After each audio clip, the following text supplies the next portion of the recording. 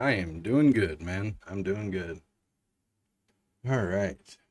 So I have been down all kinds of research and rabbit holes today. I've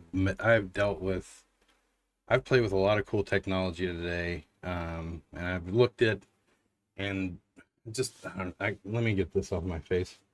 Uh, so I've been working with today. I've been working with Unity dots, and ECS and entities. Like, let me show you this here. Um, doo, doo, doo. So I've got this idea in my head for basically like Stardew Valley, but with like Zomboid mixed together. Let me see if this is it. Here's an example of the horde logic I'm working on using Unity entities. Hold on. So I create all this stuff you're seeing here is stuff I messed with today when it came to Unity's entities, Unity's dots, and ECS or whatever the whole thing is. But basically, it's a way for you to squeeze a shitload of power or be able to put like thousands of units on the screen at once, have them navigating, have them pathfinding.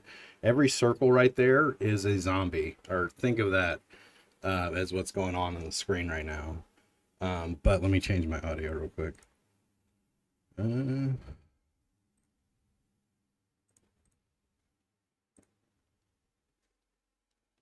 not it. This is going to be hopefully There it is. multiplayer and all those giant zombie hordes or whatever horde it's going to be. So those are huge crowds, and they're all pathing. They're doing local avoidance. I really like the isometric scene view. Like you can see them coming out of the town and see this group like heading through the farm. There's the player controller right there. This is going to be hopefully. So I combined a Unity entities dots. I'm just going to say dots going forward for now, and that's going to encompass all that. But so essentially, it's going to allow me to create so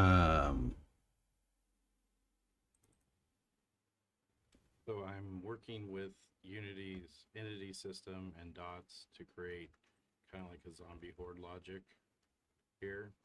So here you can see the purple dots are heading to their destination, the red dots are heading to theirs, the blue are taking off to theirs. Let me get on the horse. Anywho, like so I decided to get off this tangent and get back to my game, or get back to adding modding support to a video game, because I discovered some really amazing shit in relation to Unity and addressables, and then I discovered a asset called UMod, and it's really changed the game. And in the last hour or so since I've started messing with UMod, it's going to change probably the whole direction of my modding system for the better. So I started with Lua. I started with, JSON data. And then I discovered Unity addressables, and I discovered I could create asset bundles and load them in real time and allow people to use Unity to create their own asset bundles and load them in real time. So I was trying to roll my own system around Unity's addressable framework and code. And thankfully I found UMod, and I haven't peeked under the hood exactly yet at what it's doing, but basically it is a wrapper around the addressable system, and allows me to create mods. Like it's crazy. So here's all the mods installed right now. So this is mod 001 right here, and here's all the info: mod identifier, mod author, description, mod icon, what it has in it, the UMod version, the Unity version that it was built with, and the mod tools version. So and then you can actually reference other mods, so like Zomboid mods. It allows people to use Unity and create mods really fast. So like right now, let's go to the UMod example project. part of the workflow is you come here and you create your mod tools builder, and this creates the Unity package that has all the stuff you want the modders to have access to and like expose to them. It'll have, you can expose project settings, so like layers, all that stuff. Let me think. Then you can add content. So like right here, I added the level scripts, API scripts right here. I added these 4 scripts. And then I added a set of 3D models somewhere, I think. That might be, no, an asset sharing. This is what's really fucking cool. So I can share assets, or I can create shared assets between me and the mods, because this is a package that you create your Unity project and you import my mod tools package that gets created from this. And now you have all the stuff you need to build mods for my game. So I included this 3D models here as another, just testing it out. And then I'm basically saying allow assets and mods, allow scenes, allow scripts, allow multiple mods, allow mod references, allow .NET or .NET 4. And then it also has this whole menu creator system that you can link to different shit. So in UMod, in the example project, I have this this menu right here. I can create all kinds.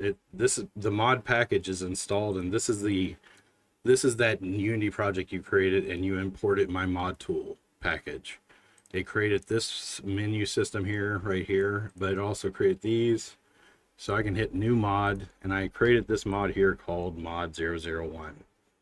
The only thing I put in this mod is a cylinder. It's just a single cylinder, right? So now I can go to the mod tools, and I can go to the exporter, and I can hit build mod. And what it does is it kicks out a .umod file, and every asset that's inside here will get bundled up into a .umod file.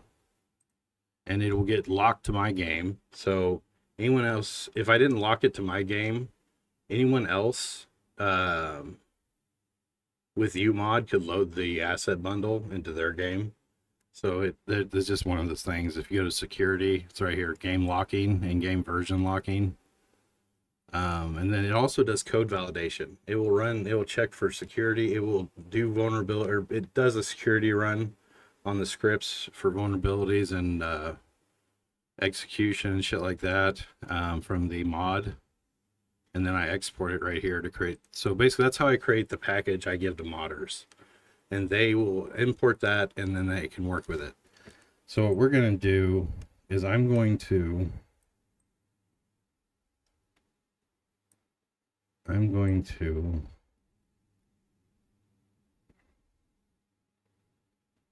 oh, another cool thing about the asset are the shared assets. So like here, if I go to mod tools and I go to game assets, boom, here's all those assets that I put into my package, my mod tools package. But the thing is, the modders never get the access to the raw file, right? So anything I put in shared assets is compiled, and it's basically, so say I picked one of these 3D models. See here, it is an asset, game asset prefab asset GUID. You can see it in the scene here, right? Whatever. But it is here's an ID that both my game and the modders projects will share, and they can use these models or scripts or whatever I have in shared assets. But what's really, really, really amazing about this is I have a bunch of assets in my project that are shit I've paid for. I've got a license. I have a seat, or I have an organization license for that Unity asset on the asset store. So I can use it in my video game commercially, legally. Now, when it comes to modding, I cannot give modders access to any of these paid assets via my modding tools that I'm exporting, that package, right? What's really cool is the shared assets are not raw file. The modder never gets access to the raw file, it just gets access to this thing, and it has a reference that the main game can find, and they both share this asset. So this is going to be great for me sharing scripts mostly and like editor windows for them to create new stuff for the game. So what I think I'm going to do first is I'm going to have create the framework for modders to add building blocks or tile pieces of the that you can add to the level editor, and then it will automatically pick it up and you can now paint with it. After you install the mod pack, it will expand the range of options of shit you can build via the level editor or the build menu. So that's the goal. So let's get going on that. All right. So my level editor, UMod is just gonna make this shit so easy. Easy.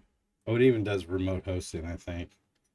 It's just got a lot of cool features. I'm still, just cracking and figuring out. But basically modding support is being fast tracked, and I'm really going to just focus on creating all the frameworks. Like, so questing, I'm going to have a quest framework that modders can add to and update and expand. I'm going to have my navigation framework so modders can issue or find paths through the environment and do pathfinding. I'm going to have the level editor or the build menu exposure or API access, the character stats, health, systems, inventory, access to all those things, and then the item system and they'll be able to add items, they'll be able to add actions, they'll be able to add whole new systems and managers because they can work in Unity. They can add all kinds of scripts and shit, right? And like my first mod script. All right, so let's just create a simple script that's going to instantiate our cylinder mod on start.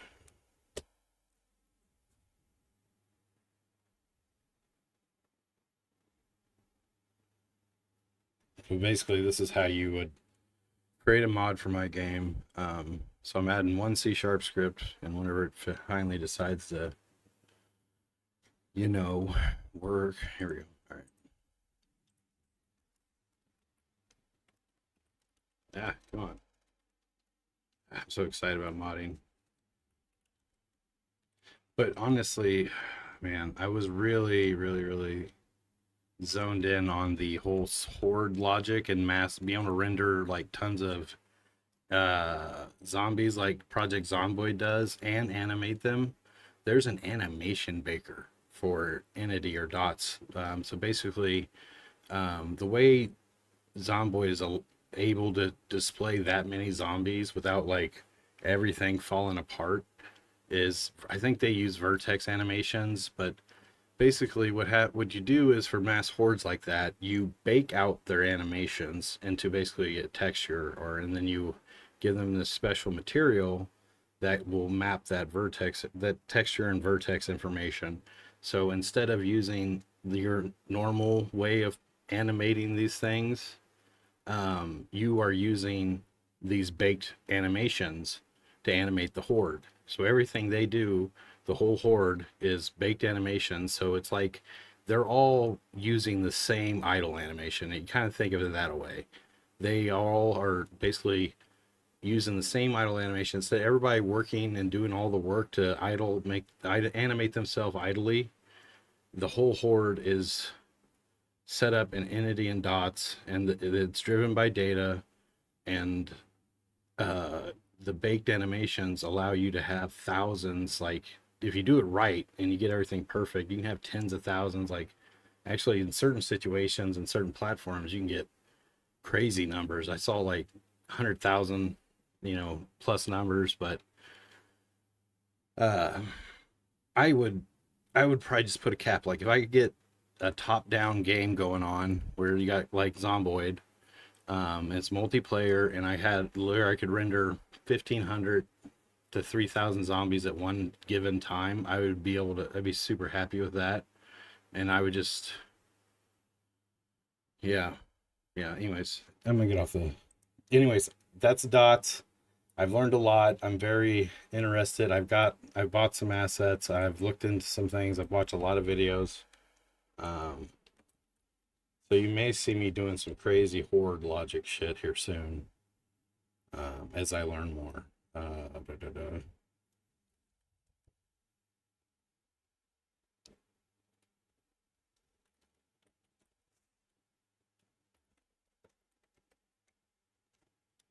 All right, so what I did is I created a public transform and I variable, and I've called it spawn prefab. So every game object everything in Unity is a game object.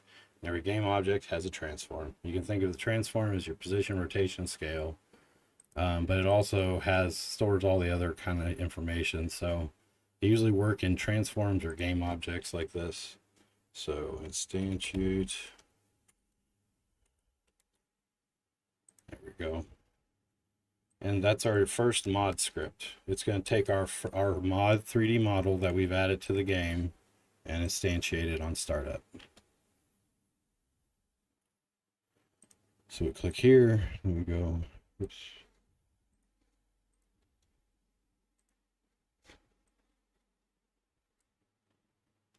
So this script will default to this prefab right here. All right, so we've updated our mod with a script. So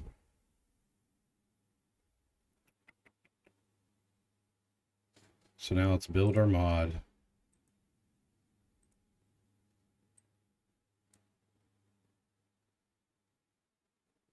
Yeah, I want to create so that's the big thing. Like Zomboid is just very, very special because the way it handles the crowds and the multiplayer and the modding systems. It's just amazing, right? Oh. What's so really cool about this shit is Zomboid. Okay, you can mod it in Lua. They have a level editor where you can create maps or chunks of the world that get pieced into the world to create new parts of the world or whatever. But it's all clunky tools or whatnot. Modders in my game will be able to use my level editor to create maps, and they can create their own maps and import it to the game, or they can create their own level editing tools, or they're gonna have so much free reign. I'm gonna try to create the most widely open turn-based, I don't even know what genre really to call the game, but it's like Cataclysm and Zomboid. It's like Cataclysm Dark Days Ahead and Zomboid, but it's like a modern version of Cataclysm that is super moddable. In fact, it's mod first. It's built to support modding first. So I'm going to create a world. I'm going to create all the frameworks. And I'm going to create shit that's going to populate the world. But really, the magic's going to come when the modders get a hold of it. So, like, I've always wanted to be able to mod a fucking video game, and I'm now figuring it out. And just could be more pumped. All right, so now we've created our mod. Or we've built our mod with our new script. We're going to go back to,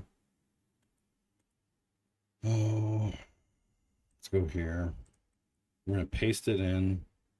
We're going to replace the mod file. All right. Now let's go back to our main game. This is our game. Now, if we go to mod viewer, we can see we have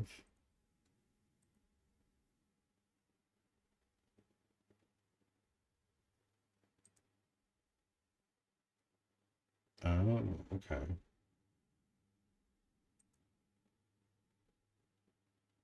Can I load it from here? All right, so let's go to the mod scenes.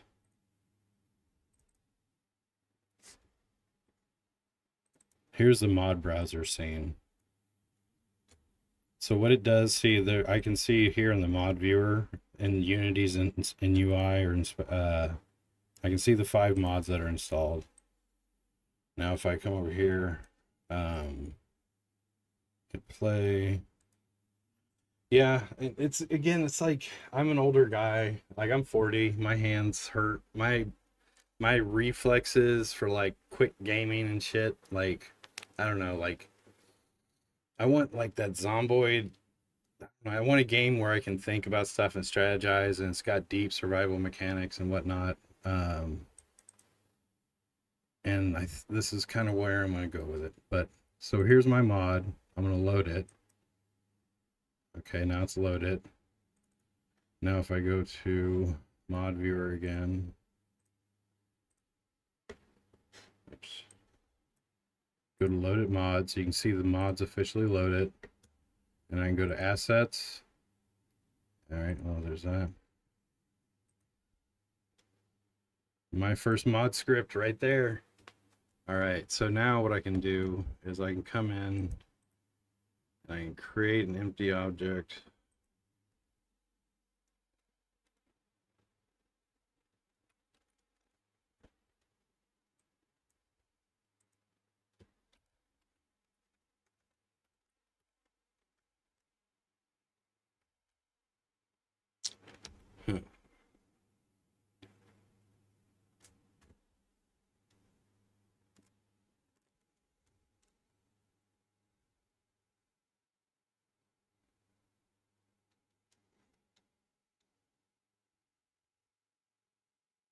So I see the script assembly. Oh.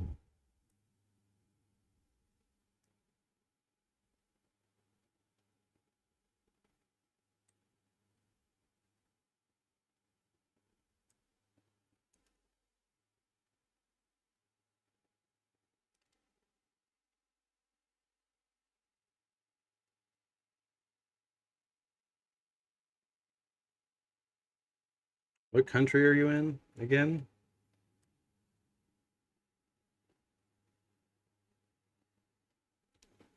Help me, help me finish. Help me on this game. I'll get you a computer. New Jersey? Why did I think you were from Europe?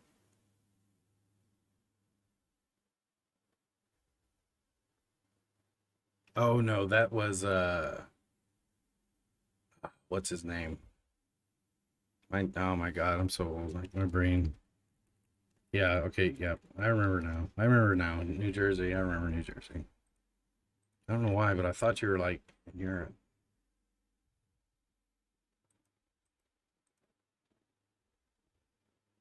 Yeah, duh, that's a kid. Yeah, that's kid. Yeah. I took a long break from streaming and like all things computer. I was so bummed out that my new PC was like not stable at all. I was so bummed out. I'm so glad to be back in the saddle with an AMD motherboard, cooling, and CPU, and no Intel 13th, 14th gen CPU failures. All right, so we have a mod. We have it loaded. So see here, I can instantiate. Boom. I just instantiated one of the mod things into the game. But what I need to do is read the documentation. This is where it gets real fun, guys. This is where you're gonna like, I don't know, man. This is the sexy part of like programming. Limitations.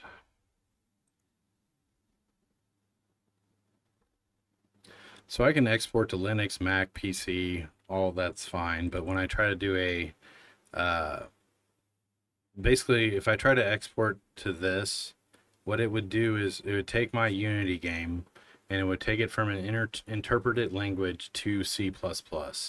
So it would take all my C sharp, all my stuff, every part of my game, it would convert it into C++, and it would no longer support modding because it is a compiled thing that you cannot extend or whatever. So when you do fully do a build to C++, everything is compiled. You can't like extend it or mod it unless you use like C. You gotta it's just it's trickier. I think you can still do it, but I don't it not with .NET and C Sharp. You would have to write like some C, C++ or something to do it, and it'd be weird. But when you cut a build for this, oh my God, your game is so much faster.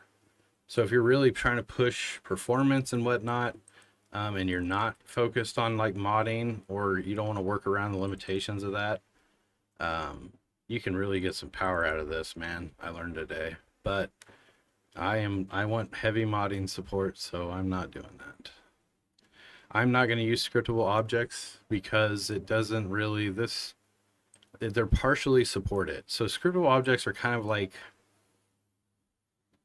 JSON, or it's a way to store information about objects and then use it to instantiate objects or create objects and all that. It's a Unity's implementation, and like it's fine. I never got really into them. I prefer JSON, or I prefer just some simple, data objects, models. I don't know. I prefer JSON, I think, over that. But with the way I can do modding now, I'm going to avoid this basically for a lot of my stuff. So anything that is leveraging it now will probably get reworked. Script serialization. Major improvements have been made to UMod serialization system. I think we have successfully mirrored the Unity behavior for script component game serialization. ECS. So Unity ECS is currently not officially supported. However, can be used with a bit of a workaround. So this is that stuff that allowed me to do swarms and that horde technology or whatever, or in that other video that I did today. But so I'm not gonna target Entity for my game that I'm having modded. So I'm gonna avoid scriptables. I'm not using Entity. I may see if I can get away with some burst jobs or something if I need performance, but other than that, we'll seek it for elsewhere. What am I looking for?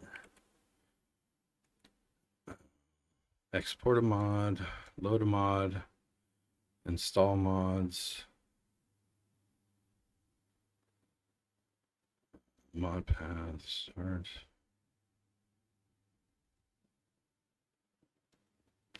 Mod host. Create it, unload it, load or do. Create a host, mod tools, package. Show me how to spawn something. Asset sharing, yes. Security. Custom tool windows. The mod tool package builder allows you to change many settings in order to tailor the package to suit your game. However, you will still have the default UMod exporter windows to choose from when it comes to setting up a menu. These included windows are intended to be generic and support all configurations that the mod tool builder can generate. However, you may want to create your own editor window so that you can further customize your mod tools. Yes, I will. UMod is so fucking cool. Like Unity addressables, I had a really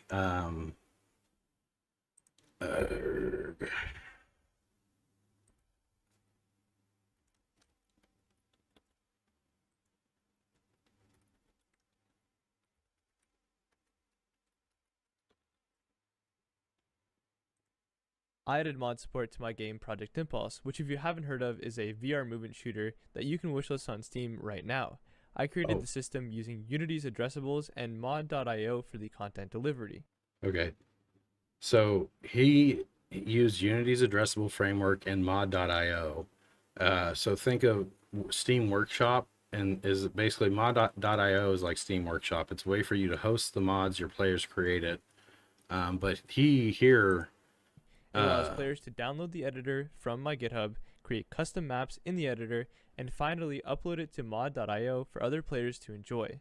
There are very little resources on addressables, so I wanted to showcase how I use them in this video. The first step is actually getting the addressables package. So he really did something cool here with mod.io. Now, I probably would lean towards Steam Workshop. I don't know mod.io. I feel like there's a gotcha. There's a to this, hosting your mods with this. What's the catch? No, shouldn't go to this while you guys are looking. But anyways, like I guarantee you that bandwidth, data, they're gonna charge you for that storage and those features. When something like UMod or Unity, if you just use Unity addressables, bare without UMod or anything, you can host your own files until your game gets popular. But I'm going to do Steam Workshop. That they, you know, just like, and that's what everyone understands. They'll go there, they'll subscribe, you can upload it and everything. Yeah. Anyways, so let's look at what he did in his class here. It's really cool. So this is his map exporter for his Unity addressables. So on Awake, we get the base path, then we create the export path, basically the scene path, we get the active scene. We store that on Wake when we wake up, or basically the Wake is when a script, whenever the game starts or the first time this script is in a scene or whatever, this gets called and then start gets called. But it's just part of like a script getting enabled or initialized in a scene. Just think of it as the start. It does this once on Awake, and then it'll do start once, and then it's all, running. What was I going to show here? He's got the login for, I guess, mod.io all figured out. Yeah, he allows them to log in, load configured game modes on GUI.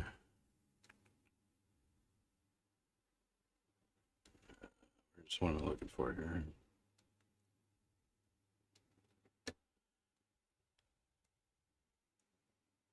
Validate scene. So that's something I need to do with my tools, is make sure I've created validators for them. So whenever someone does like try to import a weapon or a map or whatever, I have validators checking shit, making sure they're following the rules. He's got it to where you can, so Unity addressables, it's different per platform, and he's got it to where it figures out all this. You can say, oh, I'm looking at this platform or this one, but it creates the addressables, the files, your asset bundles for, and then it creates them in their individual projects for Mac, for Windows, for Linux, for Android. So I really love what he did with this script. It looks crazy, complicated or whatever, but it's not so bad. But right here is kind of where the magic happens. So he checks if the mod folder exists, and then he pulls them in. Like, he does a lot of this stuff by hand, but UMod, like, this is cool, whatever. And I was like gonna start rolling. This is what I was gonna do. I was gonna roll my own shit like this. Then I discovered UMod, and like, holy cow, like, I'm so far ahead of that now, and it's so much better implementation. All right, so where we messed up is, well, I don't know if we actually, sorry, go back to the documentation. I gotta find out where the hell mod settings, mod usage, come on. Moddable, mod loading, async mod loading, downloading mods, unload mod, mod references, mod usage, mod assets, there we go.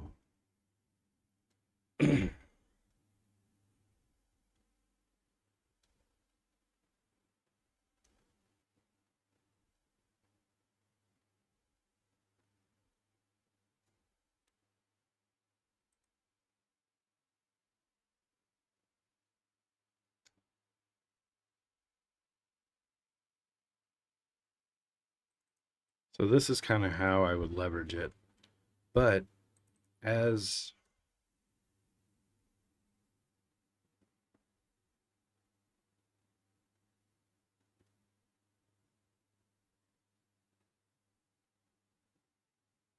Yeah, okay.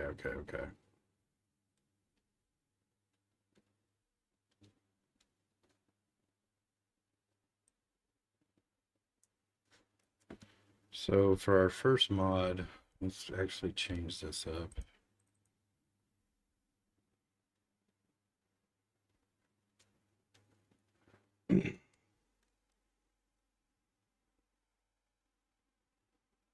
How much RAM? What's your computer stats again?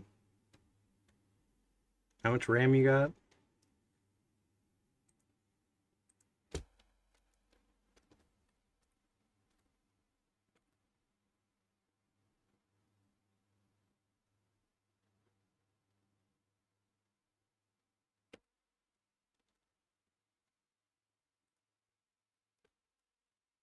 Here's what we're gonna do. We got this script will spawn the prefab. Actually make this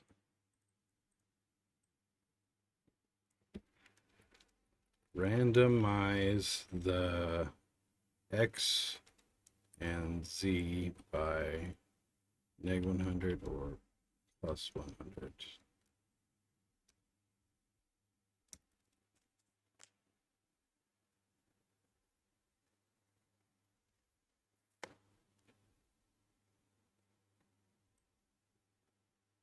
All right, except, so this is how you do randoms in or C#, like, or Unity. So if you hover over this, you can see this class as from the Unity engine classes.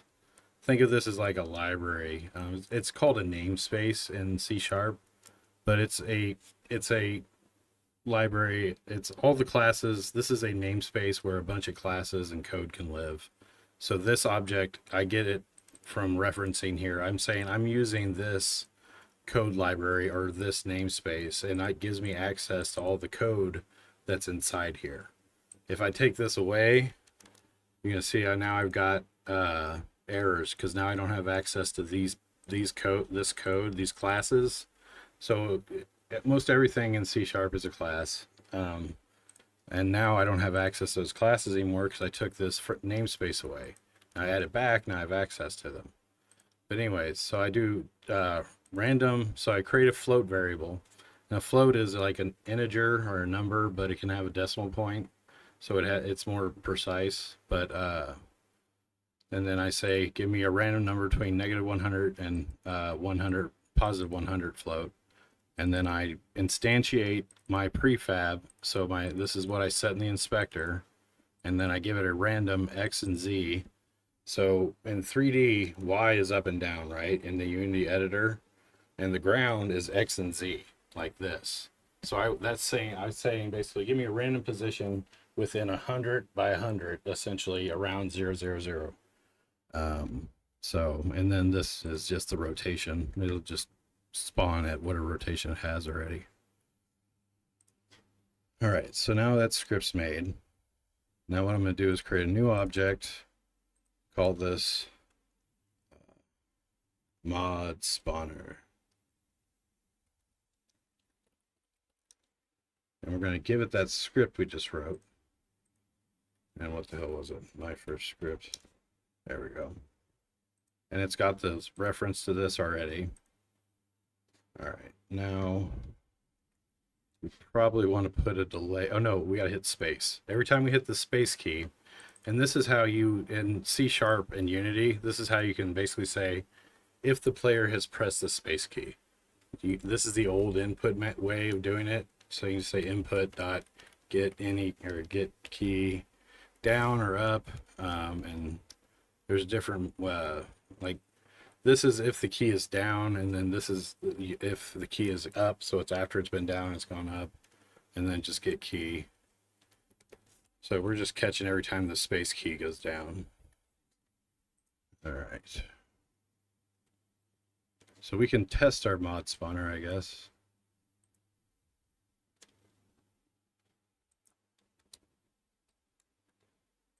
Oh. Look at that. There's our mod spawner.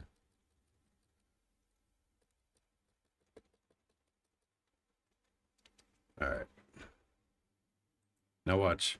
So another thing, once you figure out your PC stats or whatever, I still think you could probably be doing some development. Like it doesn't take hardly anything to start learning C# or doing a very small Unity project that doesn't have huge, high quality 3D assets in it. I believe your machine could be capable. Depending on space, if you got hard drive space and your RAM, how many RAMs. But you got amazing tools right now to learn. So you can actually just be asking Copilot and shit about like, so you got me to leverage if you're learning to program.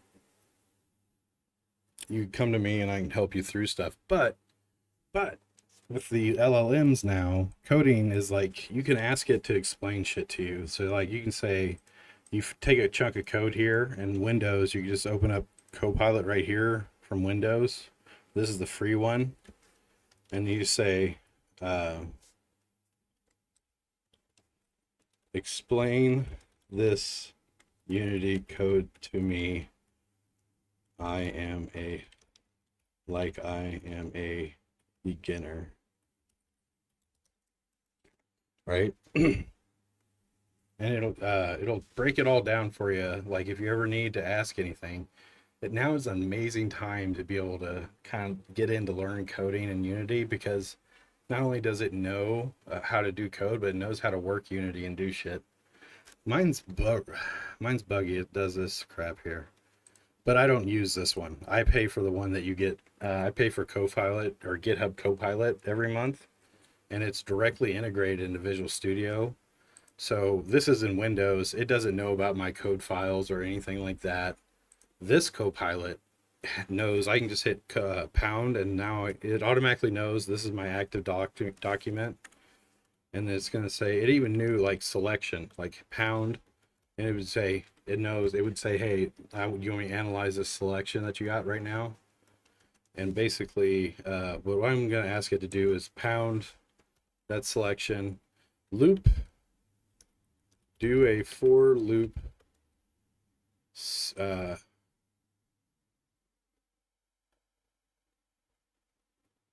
for loop for 20 times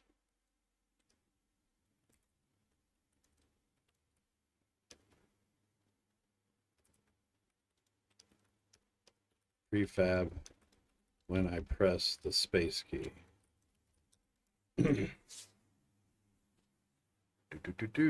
So this is a for loop. Like in programming, you have operators like the if statement. You can ask if this, then that, or if it, you can ask if statements like if this is true or if this is 10. And then you have loops, and loops allow you to do work, repetitive work.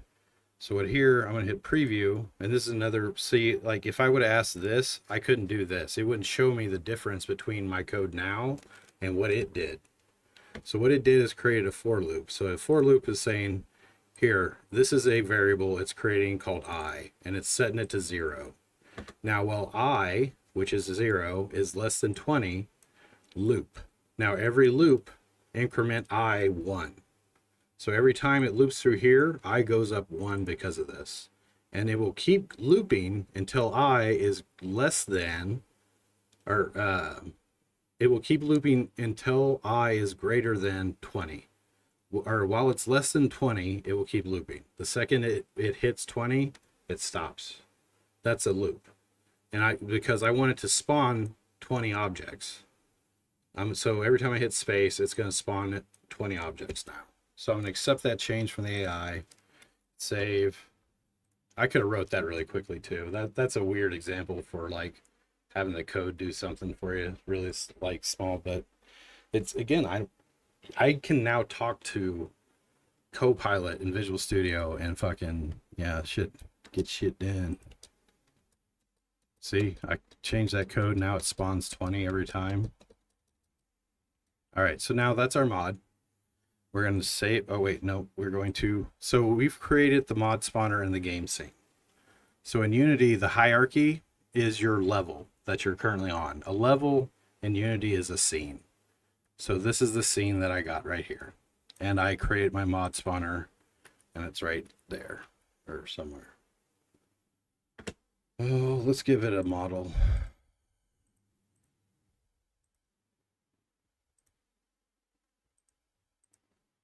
there's our mod spawner. It's technically it's just got a script on it. So, but now this is the hierarchy. This is all the game objects in the scene right now. This is the project window. This is the content of your game. So now in my mods folder, I'm going to go ahead and hit create folder, prefabs. I'm going to move this prefab. The blue boxes looking things are prefabs. So prefabs you can drag to any scene. You can drag it up in the hierarchy, or you can drag it out into the scene view and drop it into a level. So you can create game objects, store them in the project as prefabs that you can then use in other levels. And if it's a prefab, if you edit the main prefab, so say this is a tree, and I change the tree texture, like I repainted the tree or I changed something about the tree, instead of me having to go out there and edit 10,000 fucking trees with that change that I just made, with the power of Unity prefabs, I would just edit it right here, and every single tree in the game would have got that edit automatically. I don't have to go to all the scenes and update the trees. So that's the power of prefabs, and also they're allowing me to do shit like this with the modding. So now I've created my mod spawner prefab from here. I can delete it from the scene. Now I'm going to build my mod. And then I'll be able to drag the mod spawner out into my game, the main game, and hit play. And now my new logic I built in a different Unity project is running. You know, in my main project. It's so fucking powerful, man. All right, so I'm replacing the mod in the mod folder. We're gonna hit play. This works so good, man. All right. All right, it loaded it. Mod loaded in 59 milliseconds. Now I gotta instantiate it. So it doesn't automatically like create anything or change the scene. But if I go to tools, mod viewer, loaded mods, here's my mod, the assets. Now here's my two prefabs. I'm going to instantiate this guy. Here it is from the other project. Dun, dun, dun, dun. We're still running. I'm going to click here, and now I just modded my fucking video game. I just created this spawner and implemented it in my main video game in another Unity project.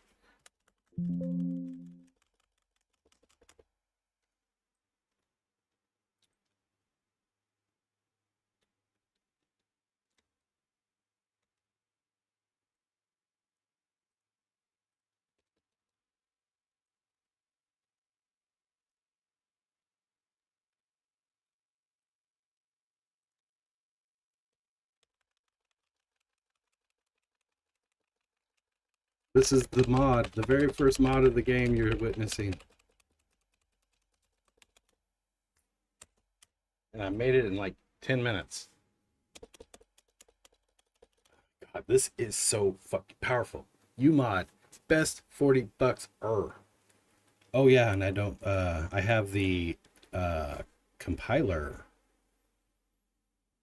add-on for UMod. I don't know if I'm leveraging that or what. I haven't got into that one yet, but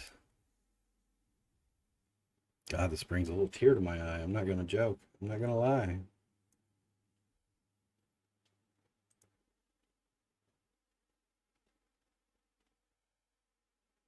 All right, so let's get serious after this example. So click here, load mod, 64 milliseconds, getting slower. What the hell?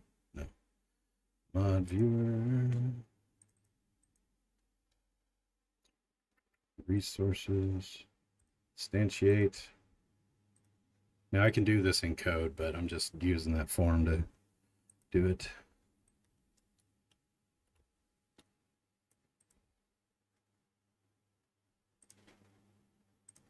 Plain Jane.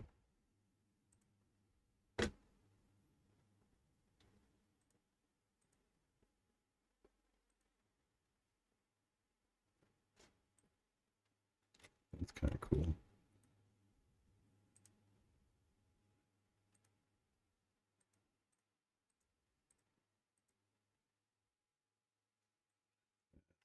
Good enough.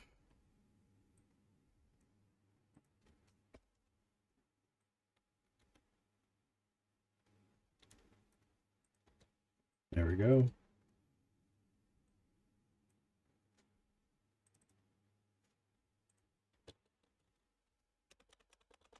Our first mod. You witness it right here. Gonna be a one moddable mother.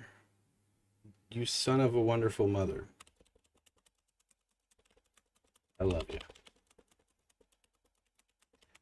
The power of ADHD, man. Right here. That's what it is. Maybe a little autism.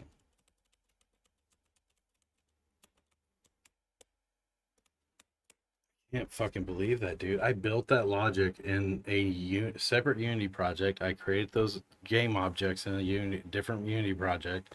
I exported it. No time flat. I got brand new functionality in my video game. So now let's do the things. So players are going to be able to create items. Players are going to create weapons. I need to expose scripts to allow them to create items. I need to expose forms, editor forms, create forms to allow them to quickly create items. Level editors. I need to expose all the level editor stuff so they can build levels and then export their scenes.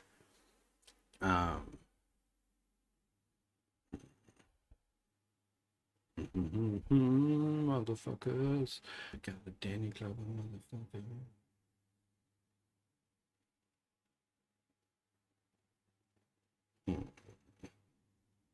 Let me think.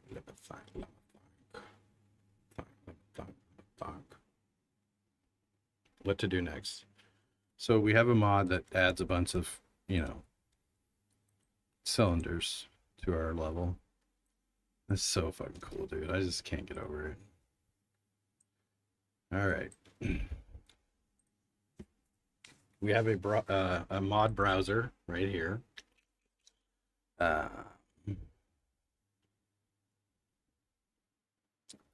We need to create a start screen. Let's get a start screen made so we get to the mod browser and we can load mods and then we can start the game. Let's get that workflow working. So from start screen, mods, into game, and then testing.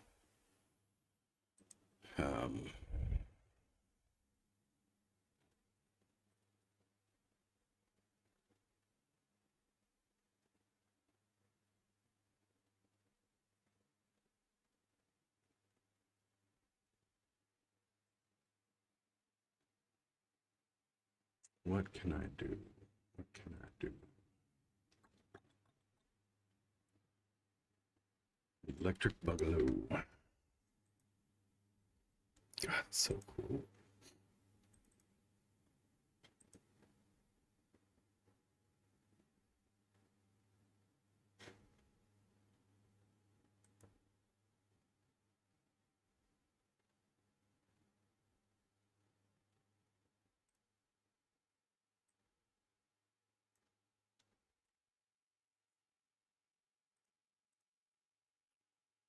Moddable content settings. First load it.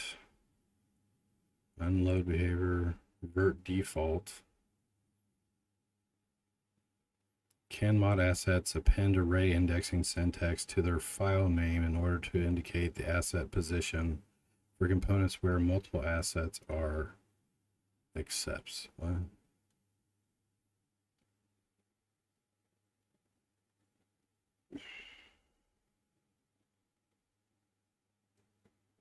That's nuts. You can so if a modder creates a script and name the same as my scripts, what it'll do is it'll kind of override it and append shit or whatever, but it can actually revert them too whenever the mod gets unloaded. Mod naming scheme.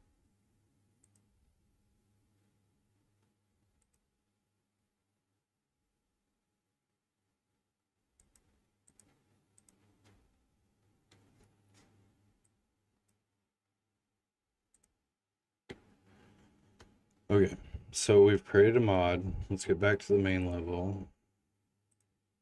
Dev sandbox. So what I want to do is I want to strip the fuck out of this, man. A lot of the content, like all my weapons, the main game weapons could be an asset bundle. So I would design them all in a separate project and only load up. Another thing about this is creating the game this way to where it's used leveraging asset bundles is like the game can just have barely anything when the game starts. So like when they start the game up normally without addressables or these asset bundles or the modding, right? Everything would get loaded up and like shaders would get every asset, every scene in the whole project and the build would get loaded up and stuff would get run, and the time from starting the game to the menu and getting in game or whatever could take a while. Where with addressables and the UMod mods, I could have everything be an asset bundle and it only gets pulled in when it's needed. So all the UI stuff, all the managers, all the assets after like the start menu, nothing's in memory. Like I can get to the start menu, I can start the game, get to start menu, and no time flat because the only thing I have to load up is the start menu asset bundle. And then that's the only thing in game's memory. And then once I hit new world or generate world or start game, load game, then it loads all the asset bundles required to play, or whatever they need. But it allows the game to be super fast and lightweight on startup, and in different times we can unload. All right, so right now you can have, this is a 100 by 100 tile level in my game. And that's pretty big. I don't,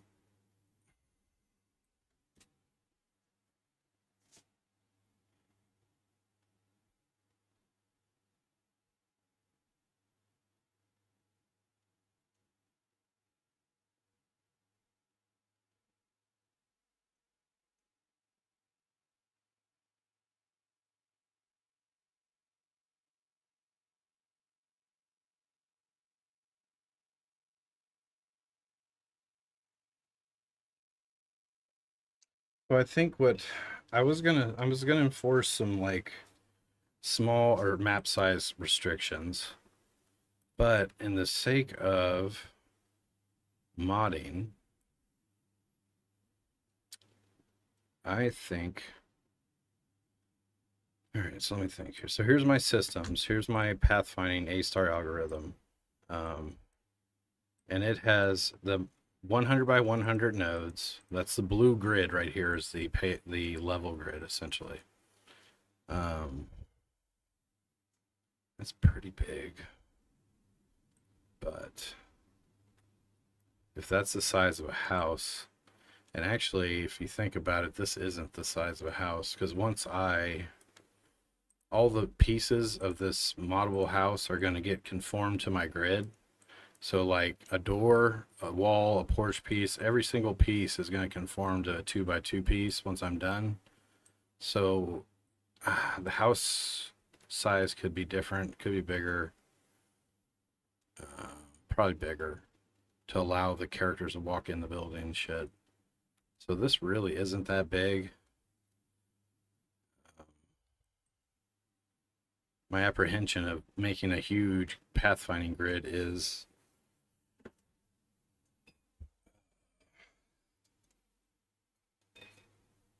a lot more shit to process. But if I just make everything, the units never request a path. So like an NPC will never request a path all the way across the map like this. Because then that is a long ass path and it's got to build that path up. If AI or my player requests a path that's super far across the grid, that's going to take a lot of time. Well, A-star is super fast, so it'll handle it. But we want to avoid things like that. So that's why the camera is not going to the players aren't going to be able to click that far out because the camera isn't going to, let them. Units, I was actually allowing them to like search, I think 8 grid tiles away from them. So it was a huge section they were searching through just to move a couple spaces. So I needed to fix that. Well, anyways, what I'm getting at is how am I going to expose the grid? Let me think here. Here's our level grid. Here's A star.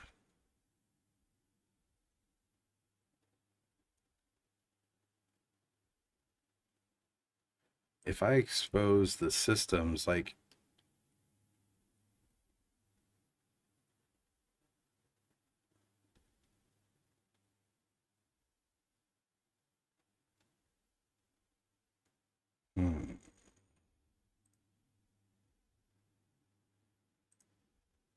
So right now, level grid is my grid that that my world operates on, and I made A star's pathfinding grid conform to my grid. So visually, you can use it. This represents my grid too visually, if you want to think of it that way. Even though my grid is different, but they're both have their own individual width and heights. So let's do this. We're going to create an empty game object. We're going to call it level systems.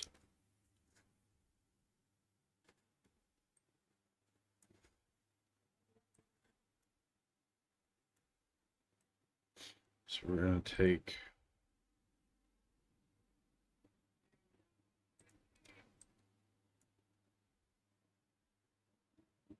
grid system visual.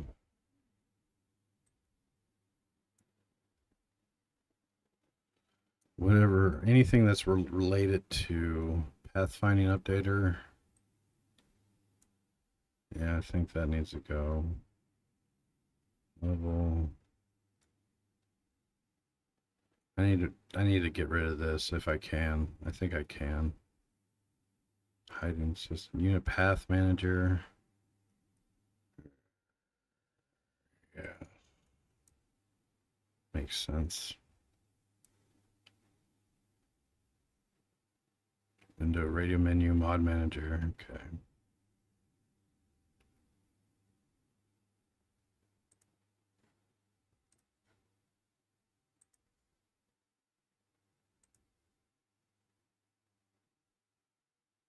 All right, so that's everything for level sys. Like, so this would give them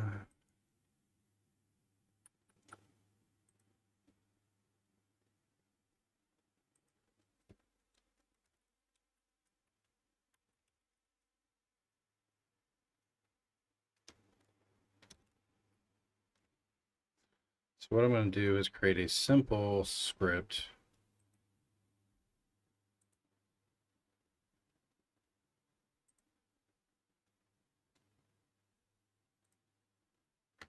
I've got to organize my shit so bad. Databases, serializals, dick, editor, animation processor for game objects to grid editor, grid objects, level grid.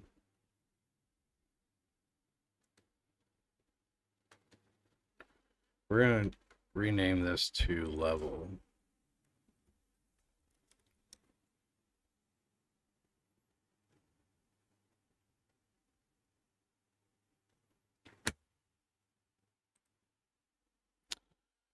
Oh. So every script that I want to expose via modding,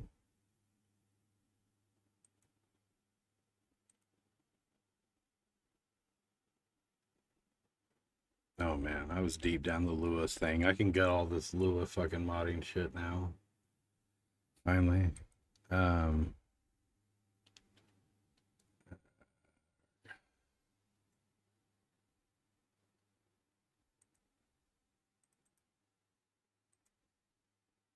We're gonna create another folder.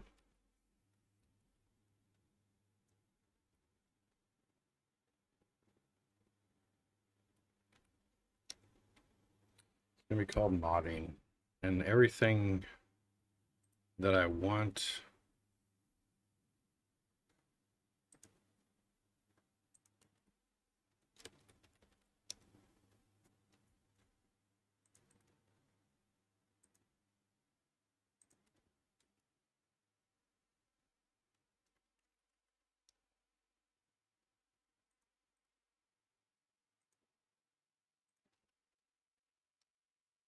Editor scripts.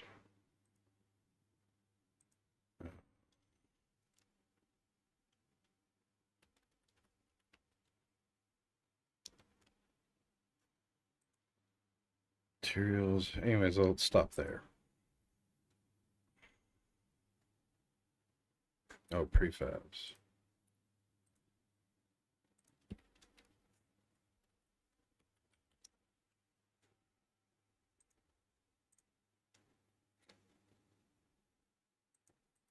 So I'm going to create a script called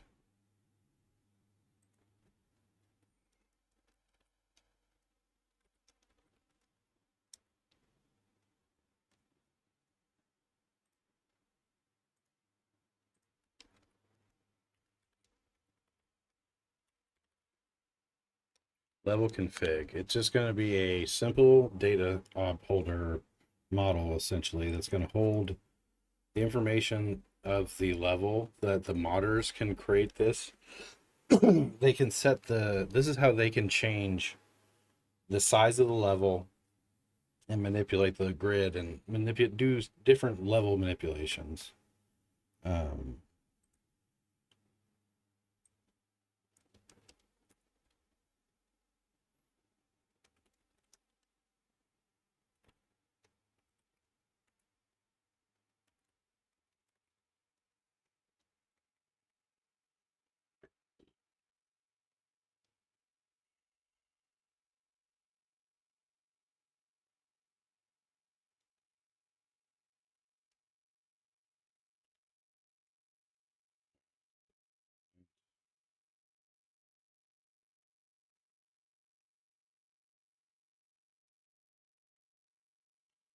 Depth.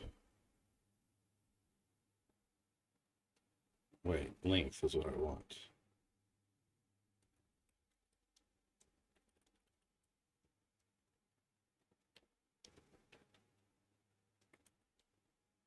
Is that the word I'm looking for? Nodes with depth. With height. I guess shit, it is height or depth.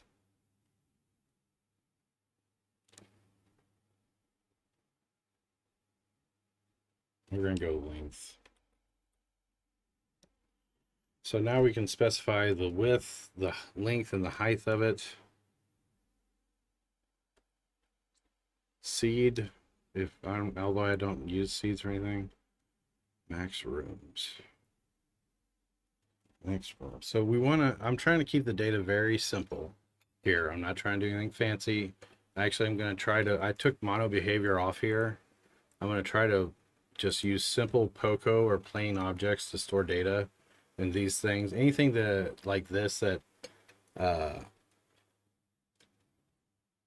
modders can use to modify stuff. This will act as an interim. Level config API. I actually kind of want to name it that. Whatever.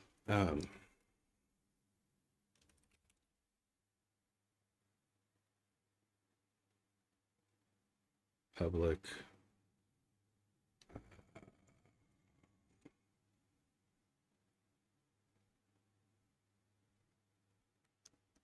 Guess I'll just keep it simple for now. Even take that out.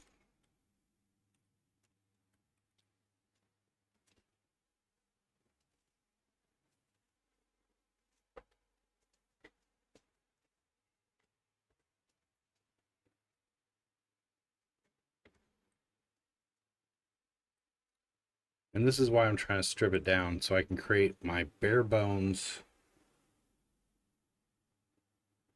scene with just a level editor.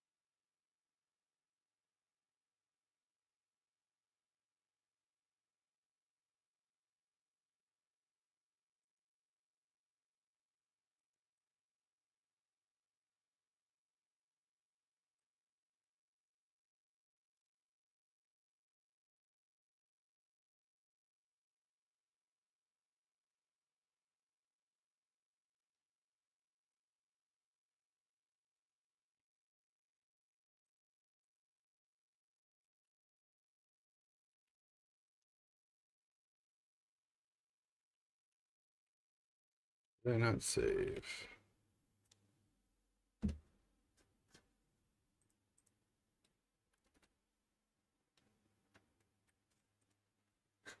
What's your problem here?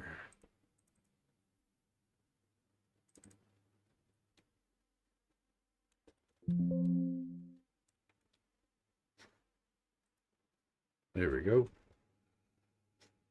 Thank you for getting it together.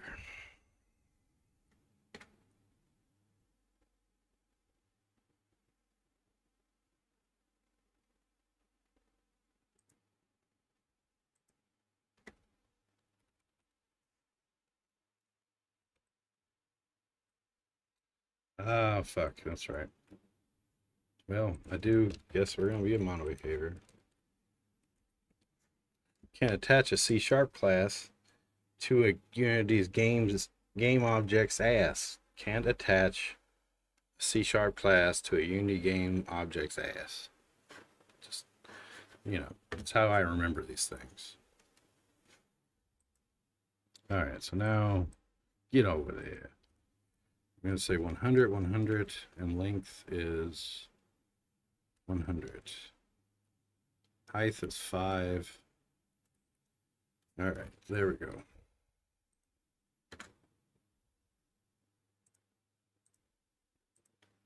So I need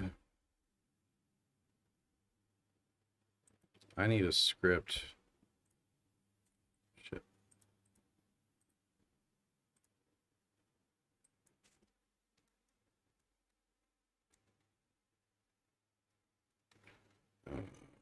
A star.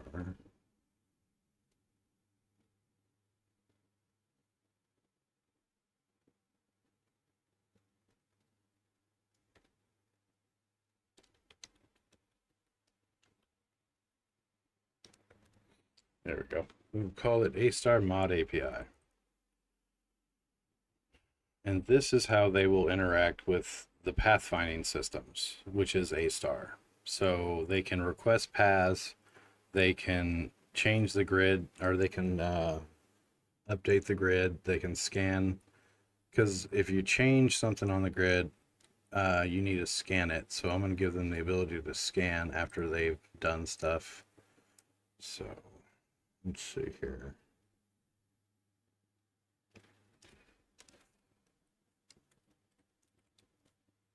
So that is a Pathfinder.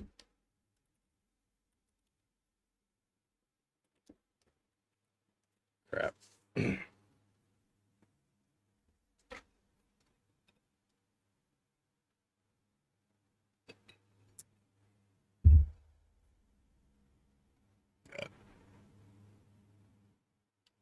How can I allow them to update A star without exposing it?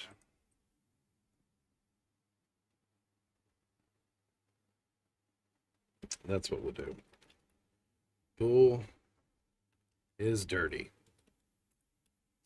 So this will be a data clash.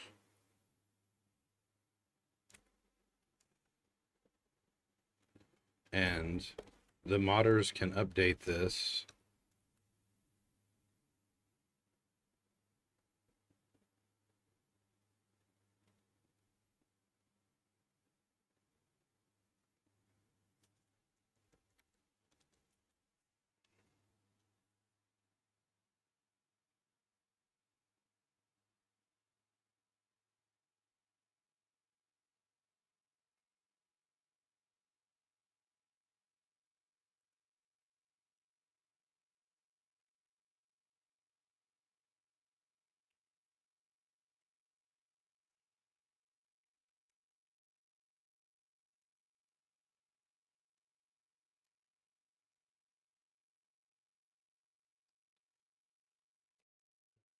Look.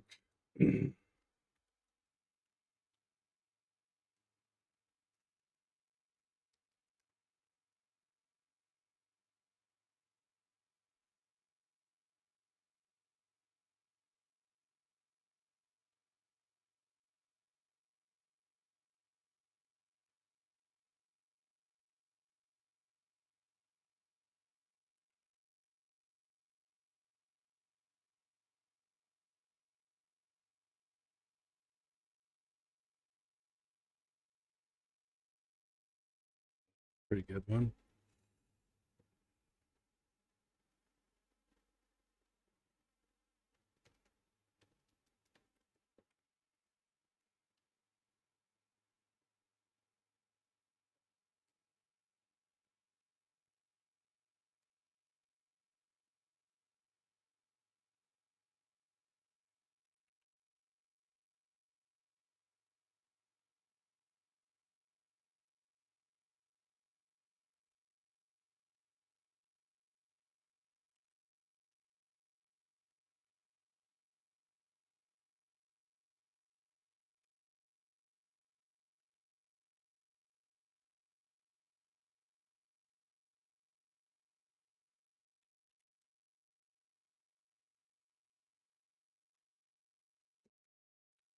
You got it pretty close.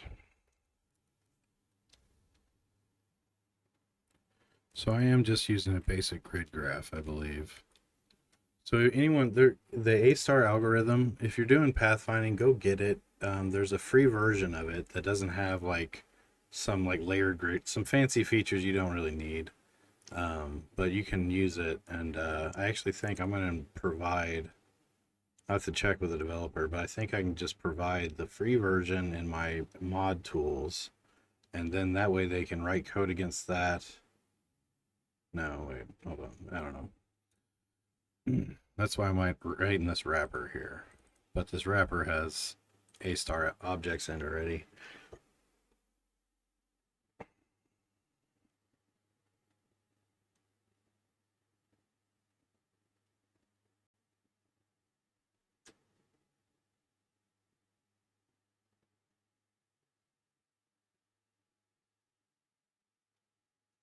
Actually, what I'm going to do is we're going to get rid of this shit.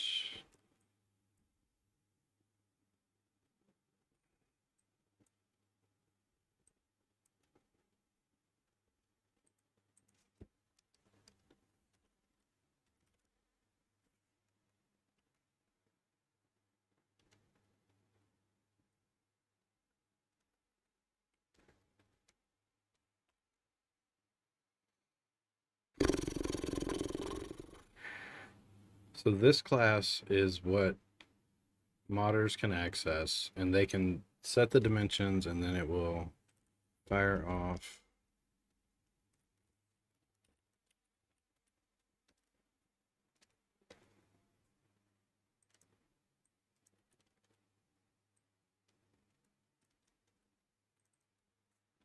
on grid dimensions updated.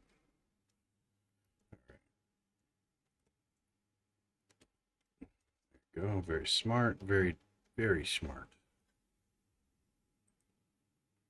I need to make an event handler.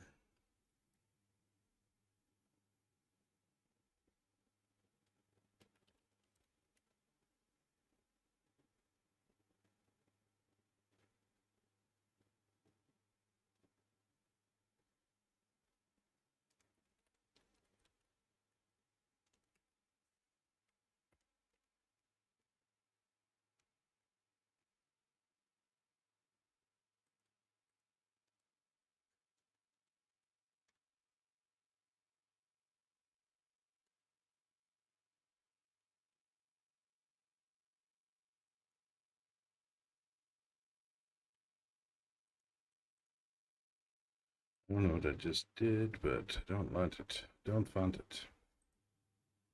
Level grid event arc.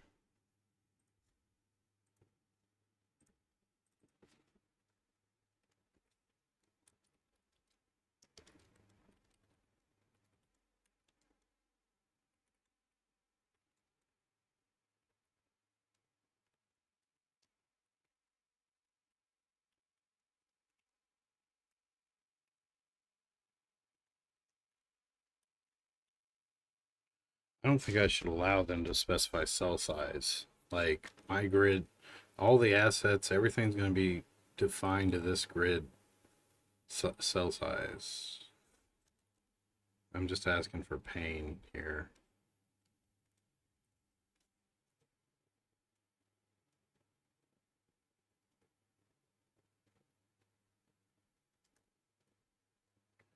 I will expand this more if I need it.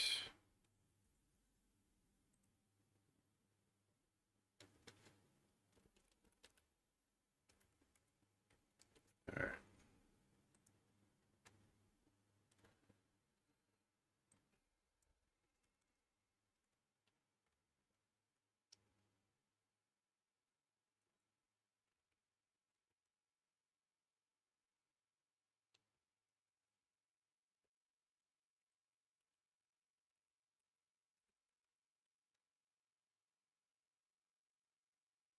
Oh, I can provide height. So this is the C# event handler. So basically I'm saying, hey, this is an event that I'm creating. And whenever this method gets called by the modders, they'll pass in their width, length, and height for the grid. And then I'll set it and then invoke this event. And then I'll have a star mod event handler class that will respond, is waiting or listening for this, and it will update the grid. So I've allowed the modders to access the A-star algorithm or the A-star pathfinding systems in my project, which is a paid asset because I have the pro version, and without actually giving them access to it at all, just with a simple C# class. So that's how I think I'm going to make this work. Let's go down her.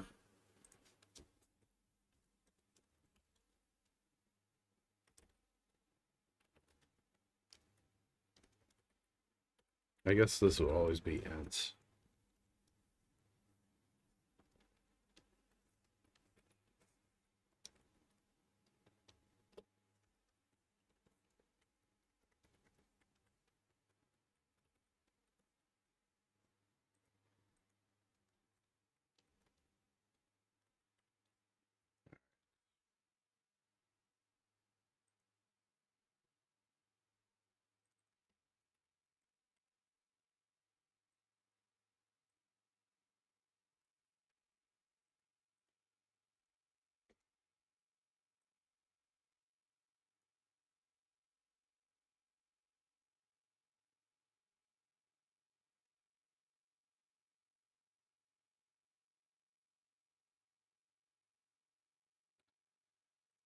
I think I'll make this, if it wants to, it will update that. Let's take all this out for now. So modders can now update the level dimensions.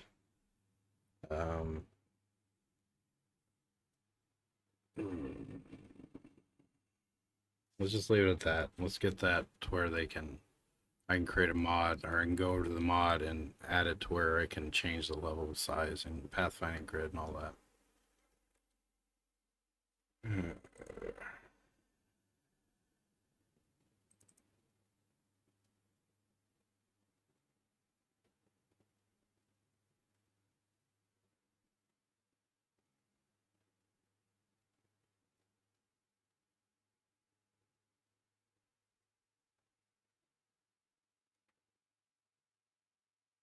This doesn't, yeah, doesn't feel like that.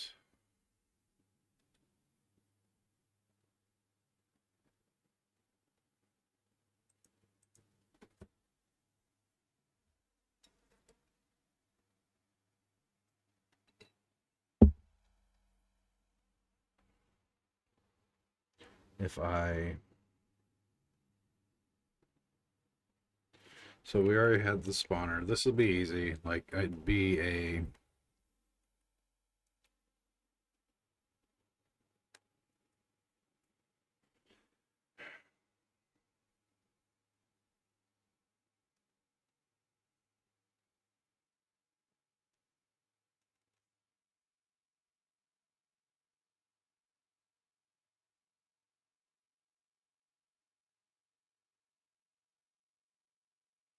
I got it. Okay, I know what to do. I know what I need to do.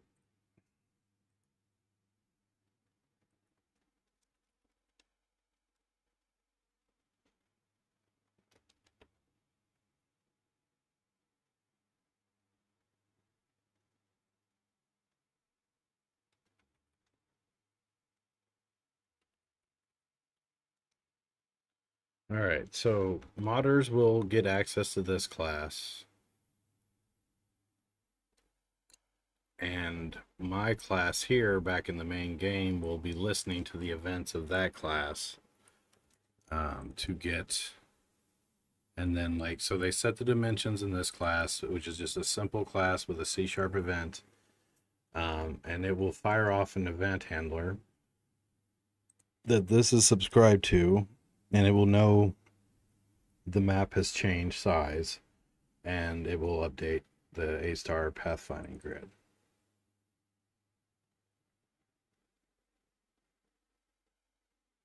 If you know what I mean.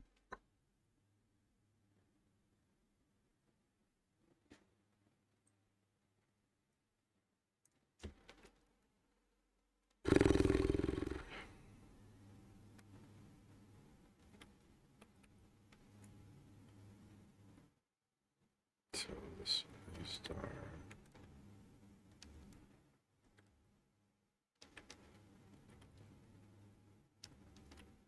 A-star.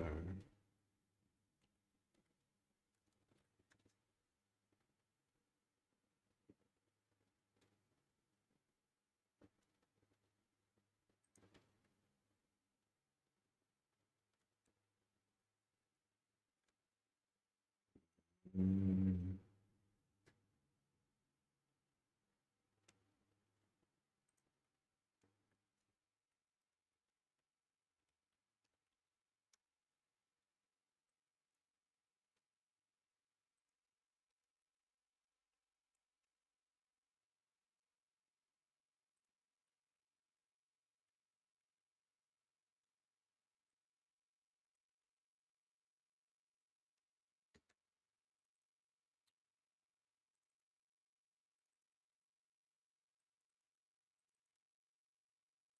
Now we have a singleton. We can go back to here and we can say dot instance.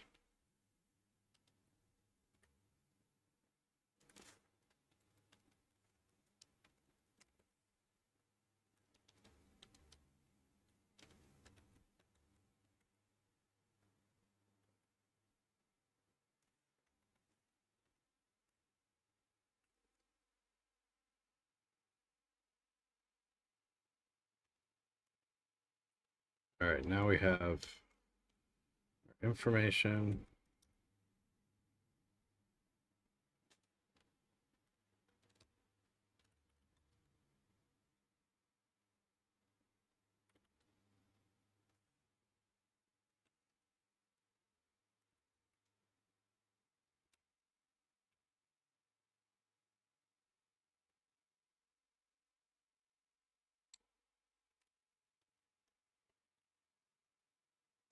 A-star path.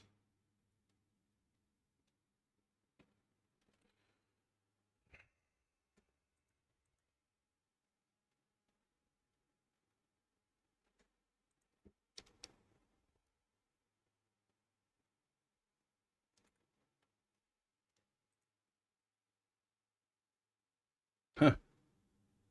It actually has it. Wow.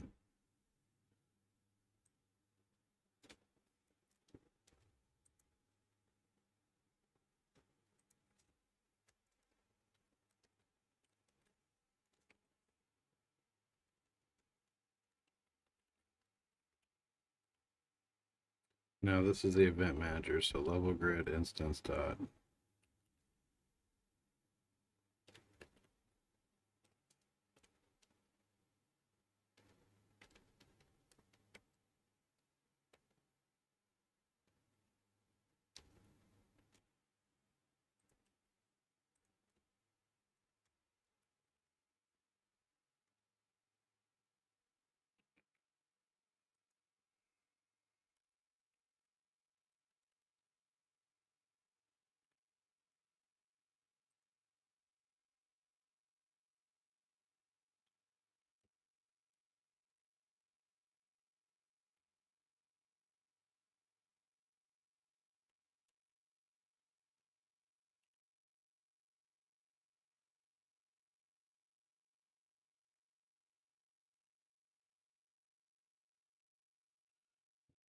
Maybe, hopefully scan async's good enough. Doesn't complain. All right, so now modders will call set grid dimensions. Set grid dimensions will invoke this event. My A star mod event manager will respond to that event, wire up to it. Oops.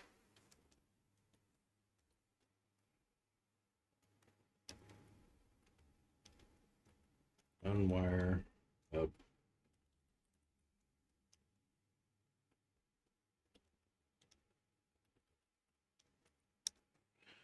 Always need to remember to unwire. No, you fucking idiot.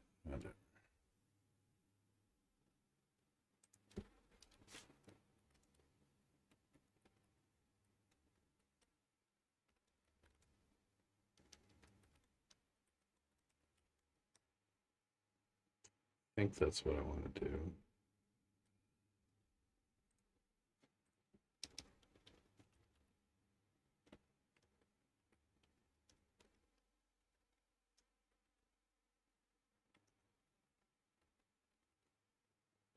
Yeah.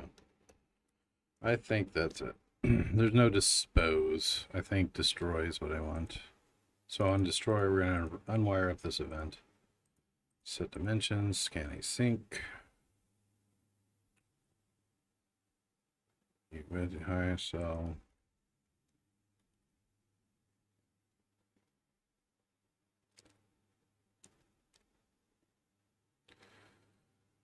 all right, so we need to update our shit.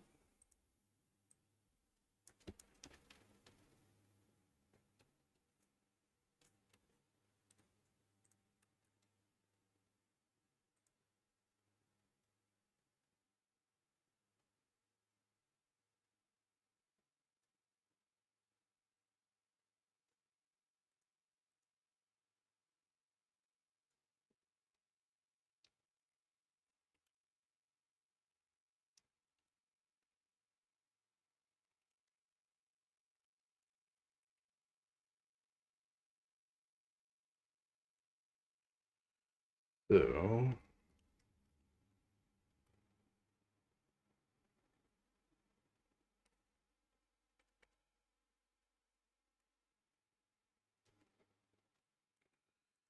very nice, very nice.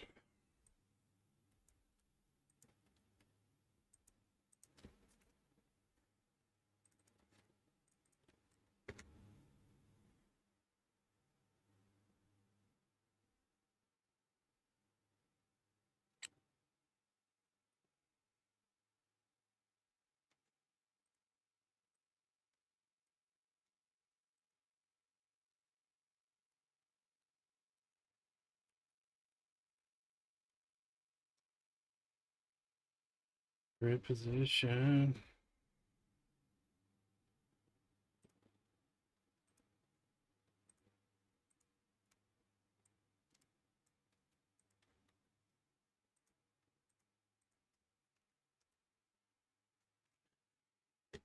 I don't like putting classes in classes, but I don't know. We're just doing it. We're doing it.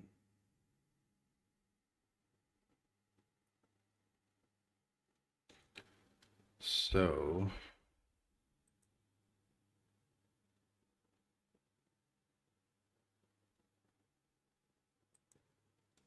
where the fuck is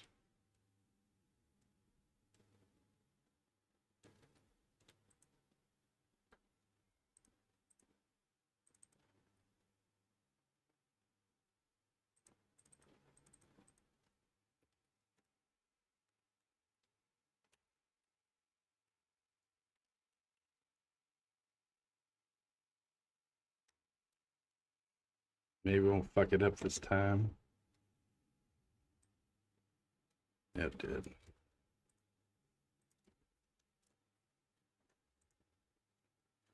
Grid position. Actually, I don't want that. We're gonna do vector 2.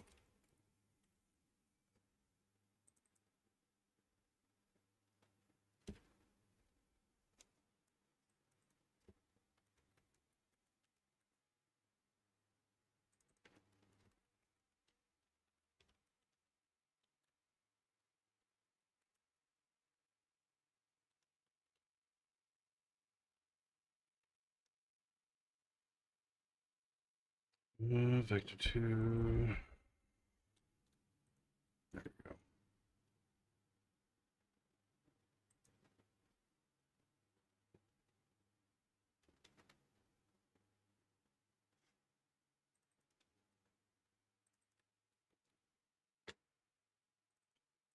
All right, so now they can say, hey, this position on the grid is walkable or it's not.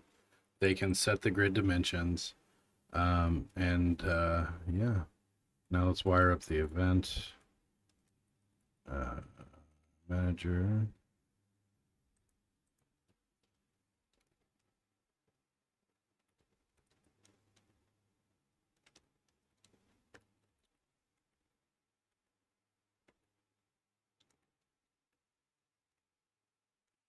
On grid position, walkable, update it.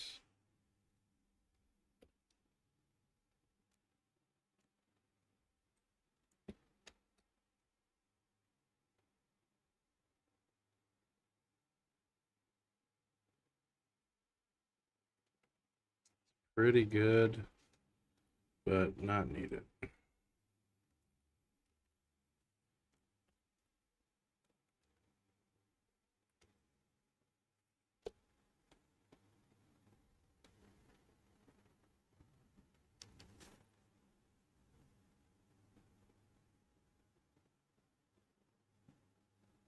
Um,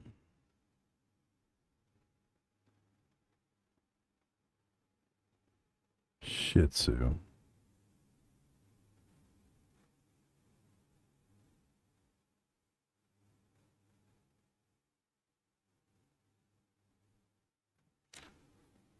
Cinders transform.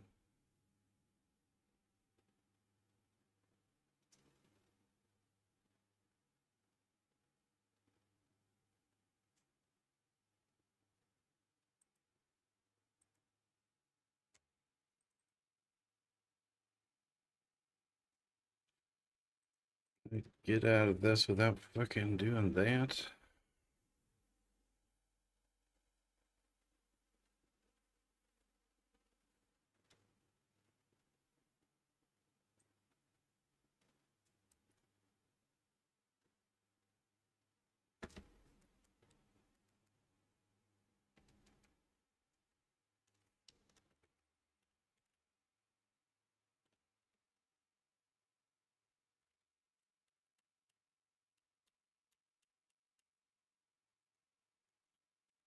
I think I know what I need to do.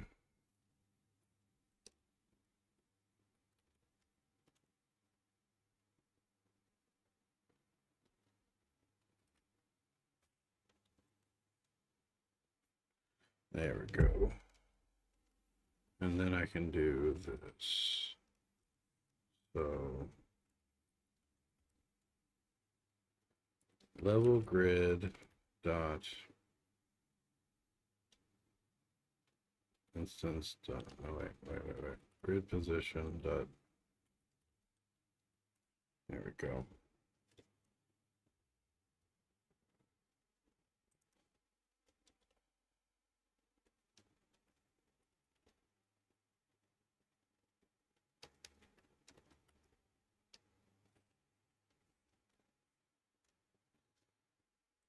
All right, so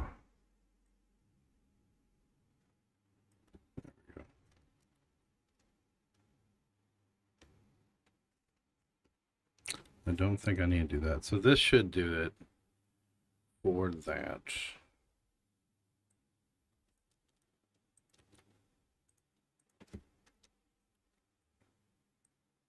That one, yeah, probably need to do the async scan. All right, so that's it. Now let's rebuild our mod tools.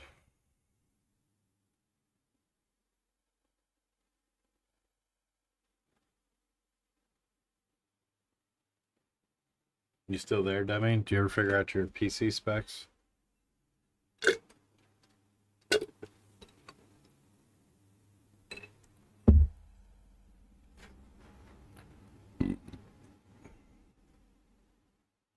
Dummy thick plates. Mod tools.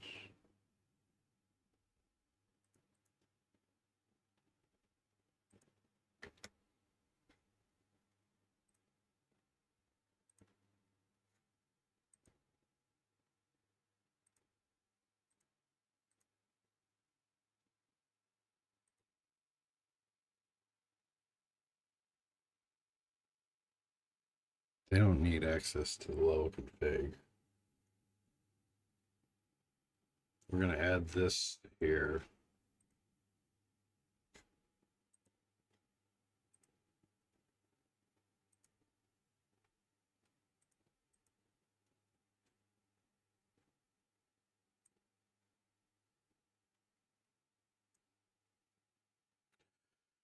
All right, so we've added the A-Star mod API. The players or the modders can now update the grid.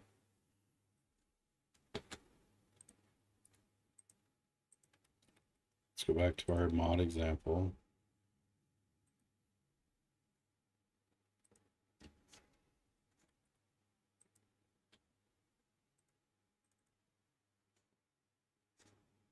Our new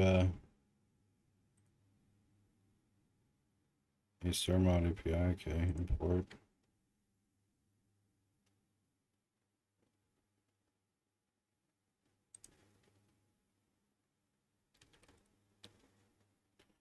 All right, so let's create a new empty game object, and this is going to be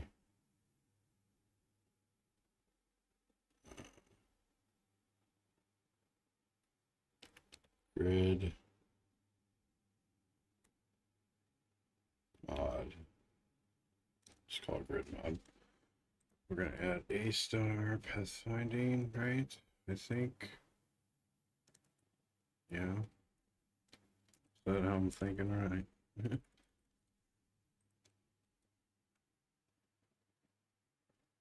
A-Star. There we go.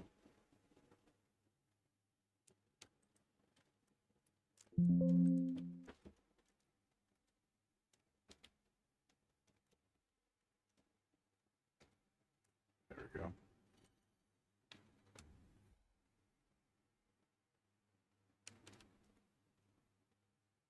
Okay, so they've got the Star modding API.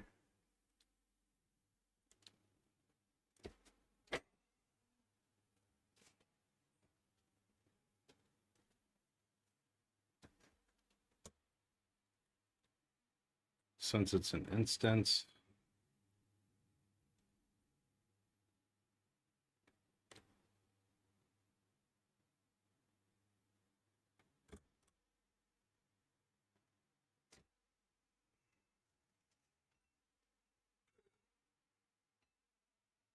let me go to the bathroom while I think about this. But basically, I'm going to create a prefab. It's going to have a script. That script's going to access this method, and that's just how life's going to be.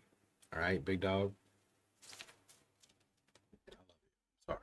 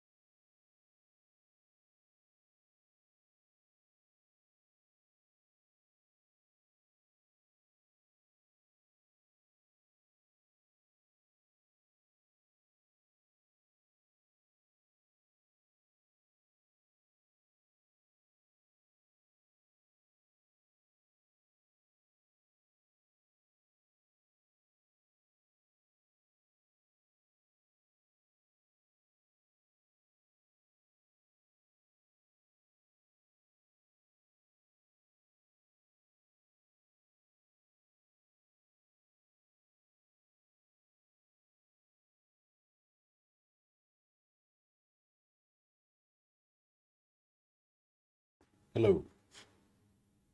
We're back, right? Can you hear me? Looks like you can hear me. All right, so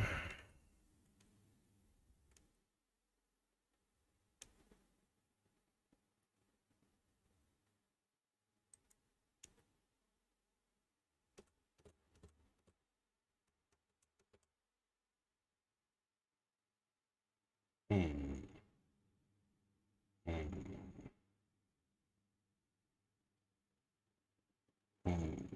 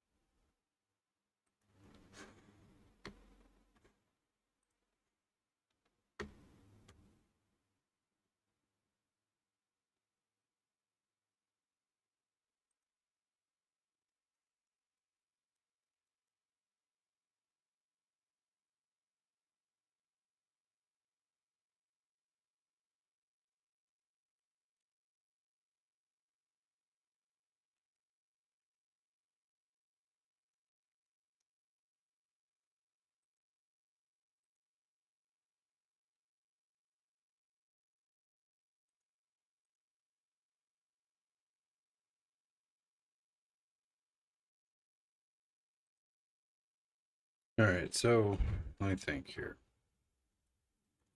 We need to go to the mod project.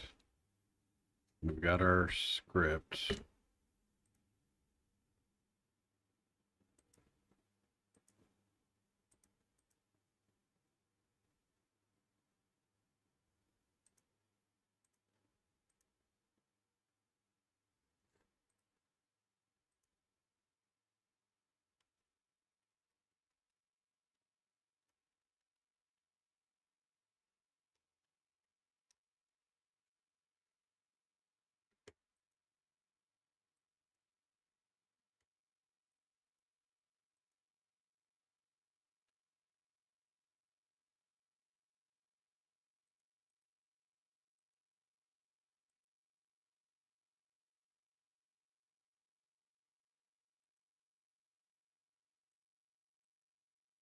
So we want to create a script in our mod folder.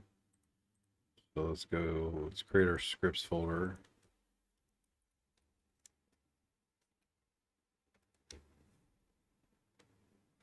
Crap. That's not what I wanted.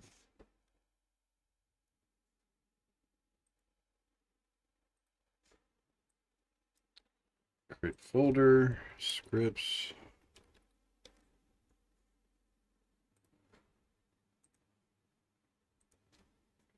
This is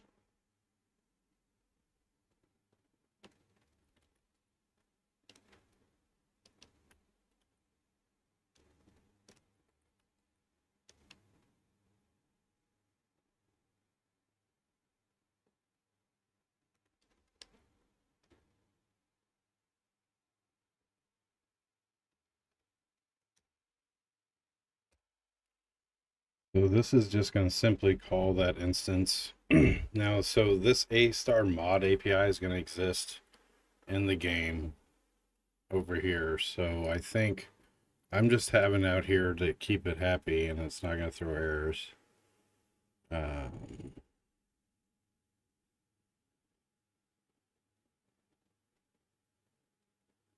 So this is the mod tester.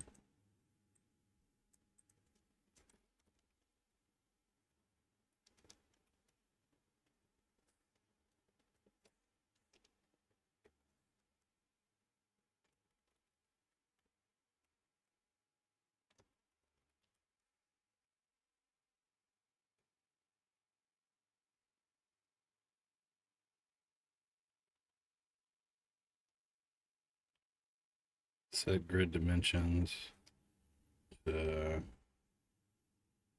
50, 50. Just here.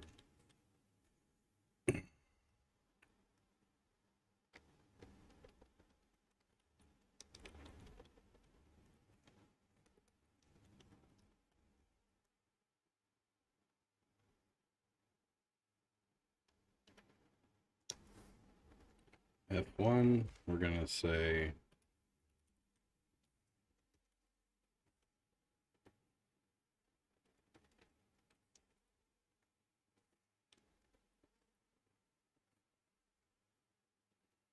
grid position.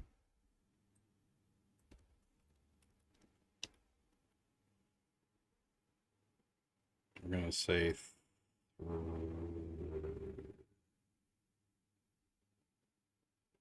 3-3 is not walkable. So that should be at the very corner of the grid. Be quick to validate that this works. All right.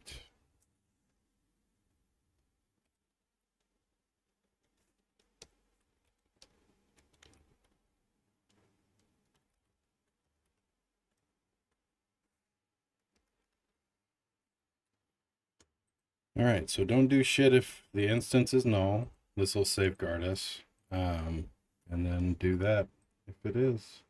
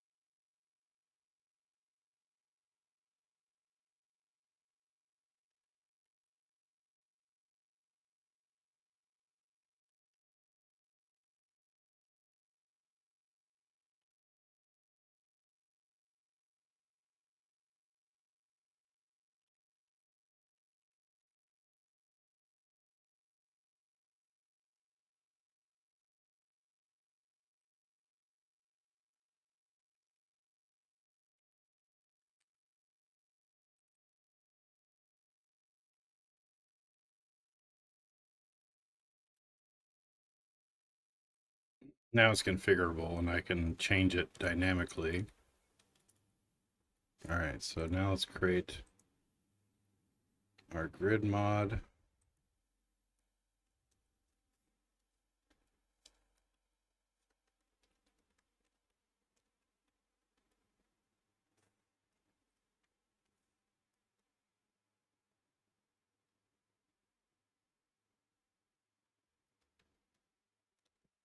A-star mod. Actually, just to make sure things don't get all fucky because of that A or the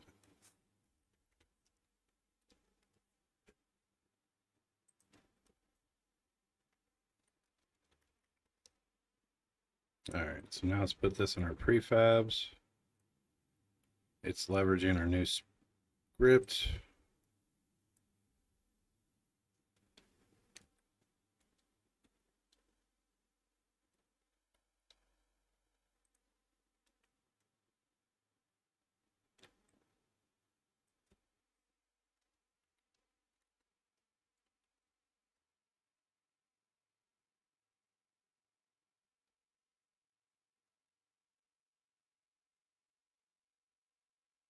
Come on.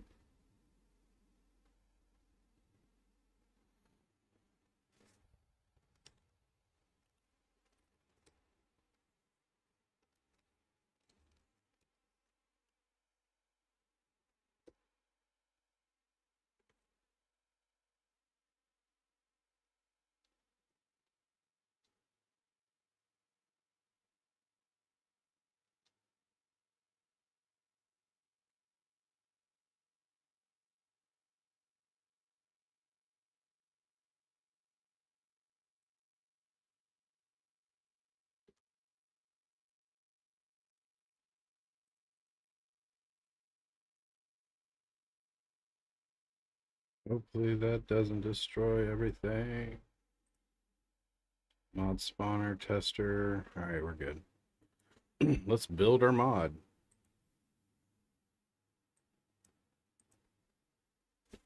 So what now I've got my A-star mod example. I'm gonna instantiate that in the main game and then run the game, and then update the game's grid from a mod.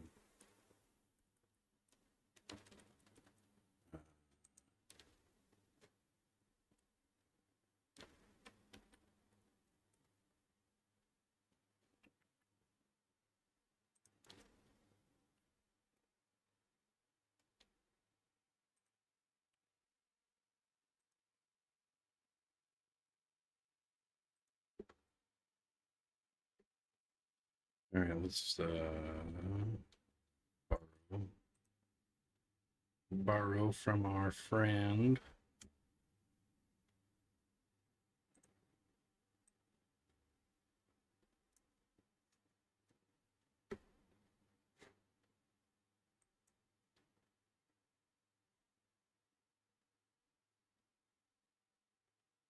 Hopefully this works.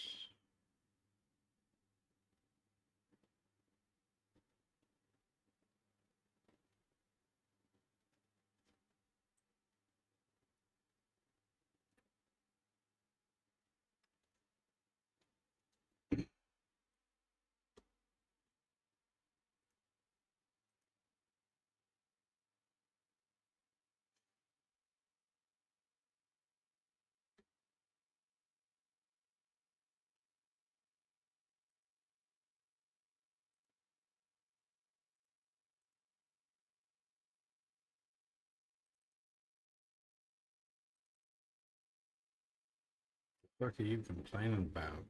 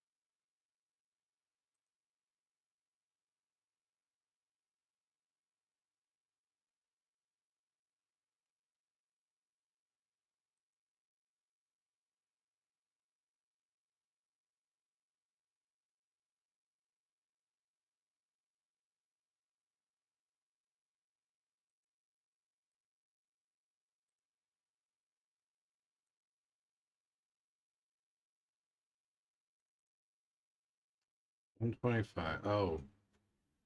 Oh. I know what's wrong. Stupid radio menus. There, you happy, buddy? You happy? Big happens. So, what I'm trying to do is load the mods,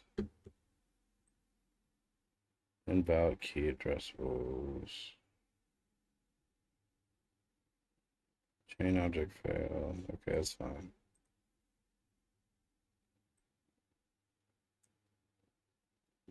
Host failed to download the mod from the local file system. Oh yeah, that's right.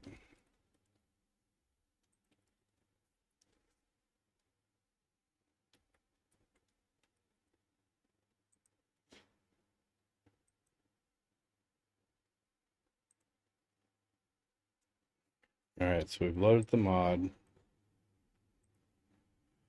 Let's go to the mod viewer.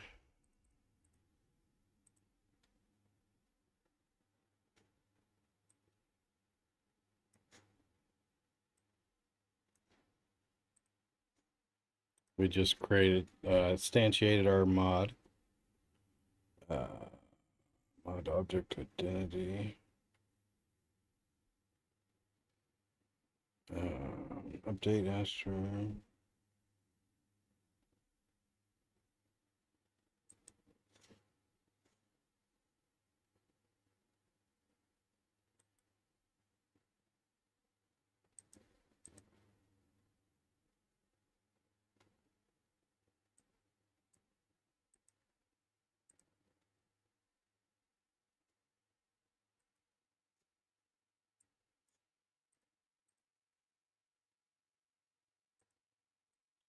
So here's our mod. Thought I gave it a 3D model. But the code for it is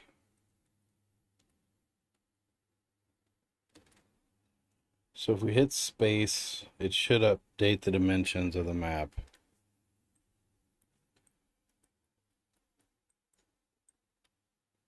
So here's the map right now.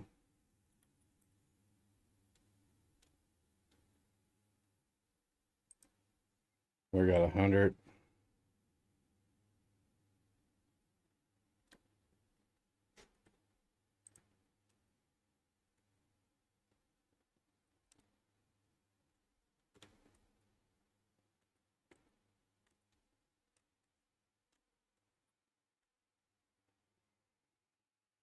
Where is my bullshit gone? No, not you. A star. A star. Path. Mod.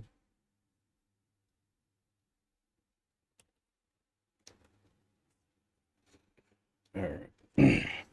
No, god damn it.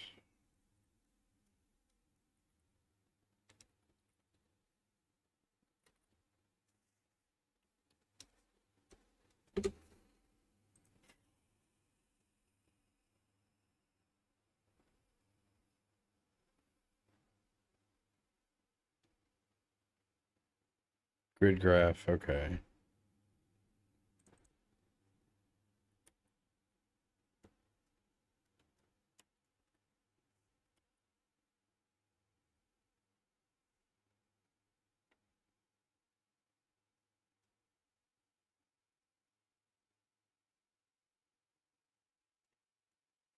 Okay, I think that's gonna work.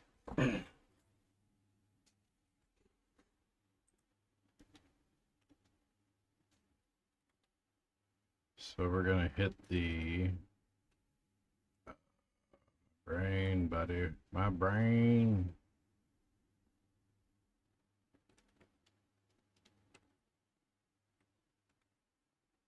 Tester. So F1 or space. All right, here comes the juice.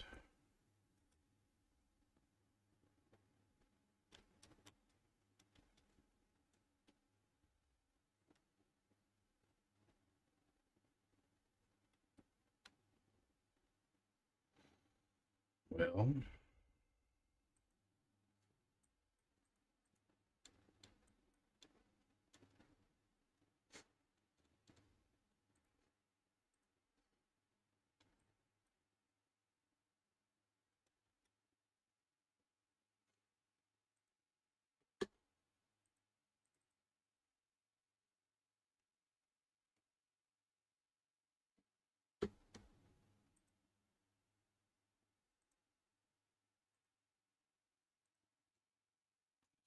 loaded mod assembly. So we got our thing.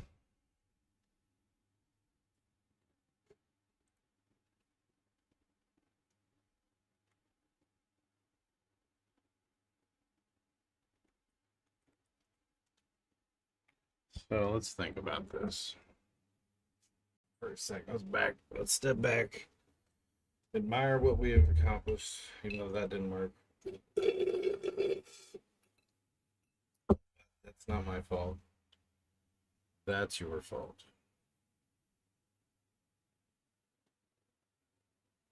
But I love you anyways. Hmm.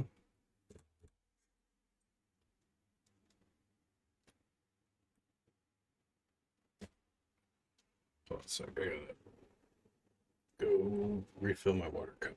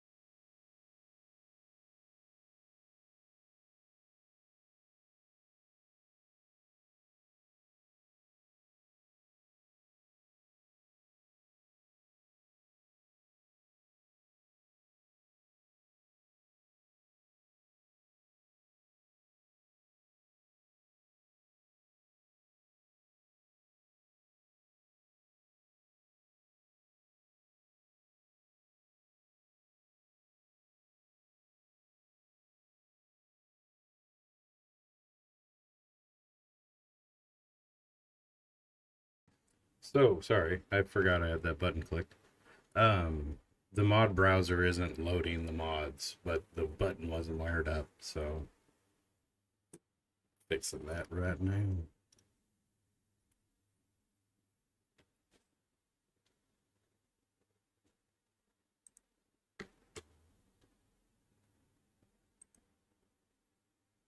Mod loaded. Fuck yeah. God, it works so good. It's crazy. It's seriously crazy. All right, so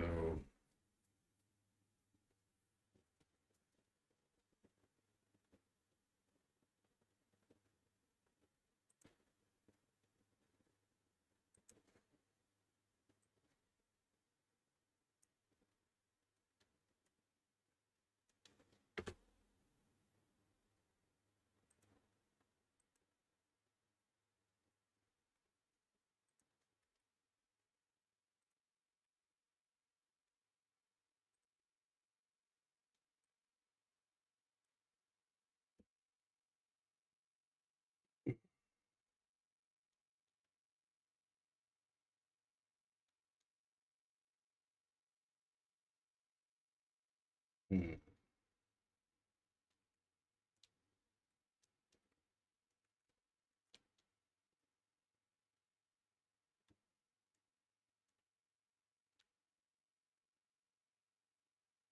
what am I thinking here? Let's put breakpoints here and here.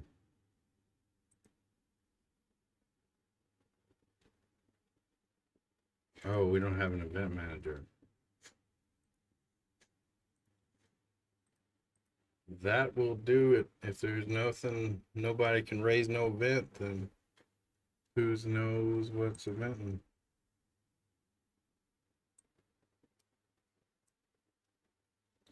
Level systems.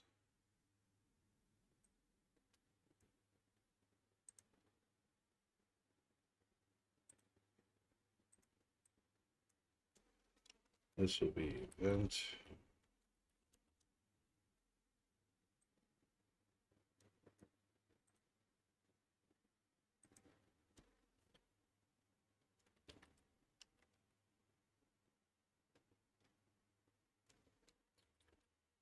Event.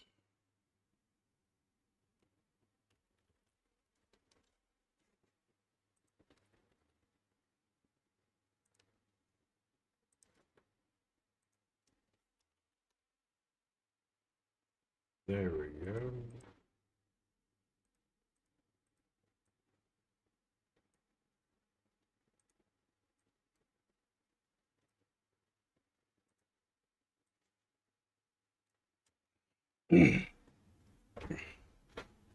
So I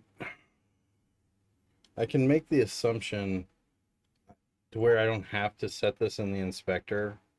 Um, and I can just search for but for now we're just gonna do that. Okay.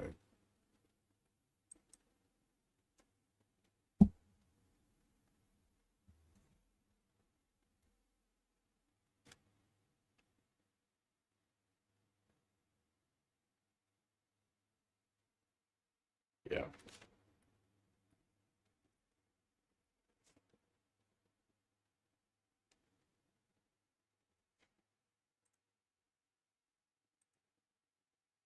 Mods loaded.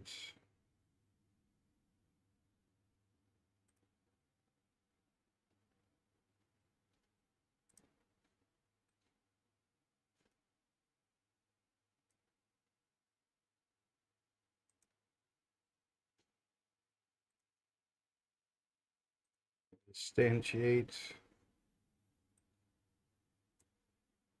our A star.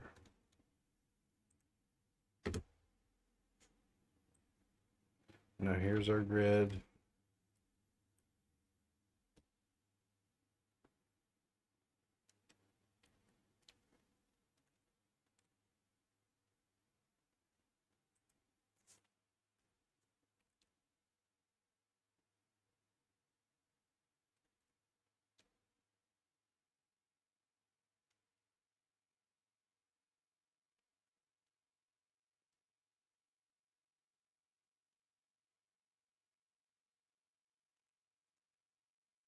Oh, wait. I also need...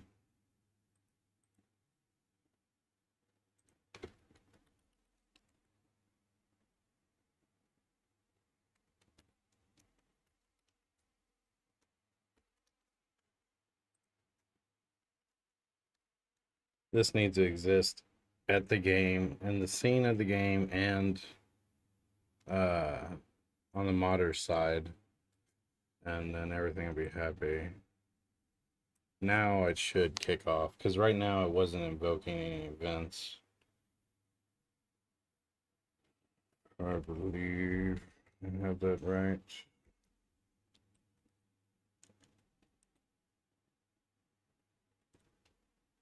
Well, yeah.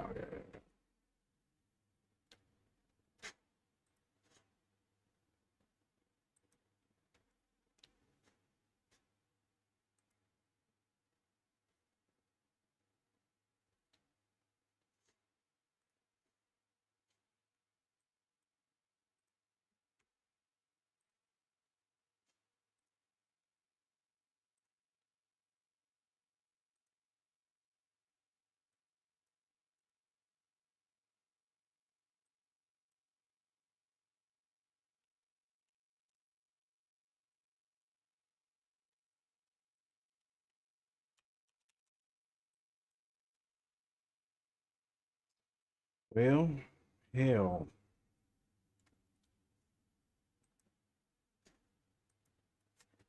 So I can't access that script.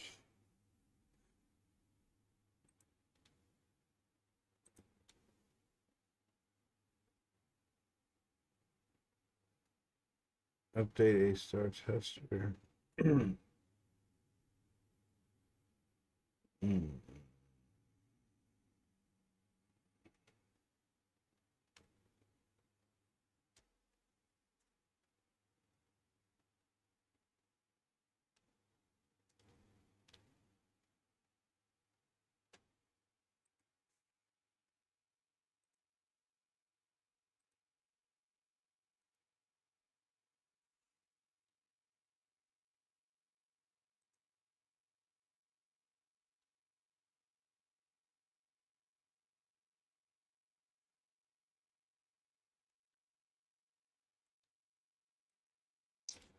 Let's see what happens.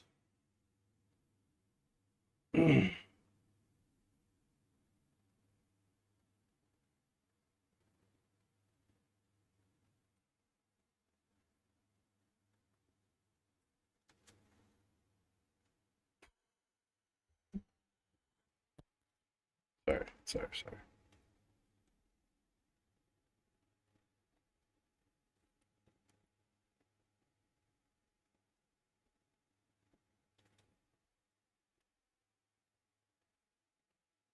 Now we wired up to the events. Make sure that we're not getting destroyed.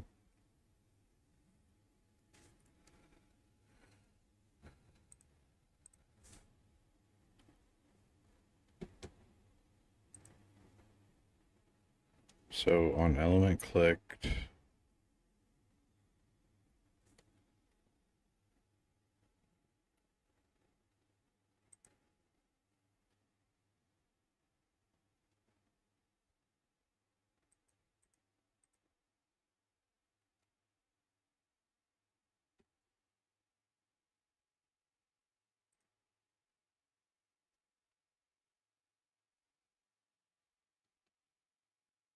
So the mod's loaded.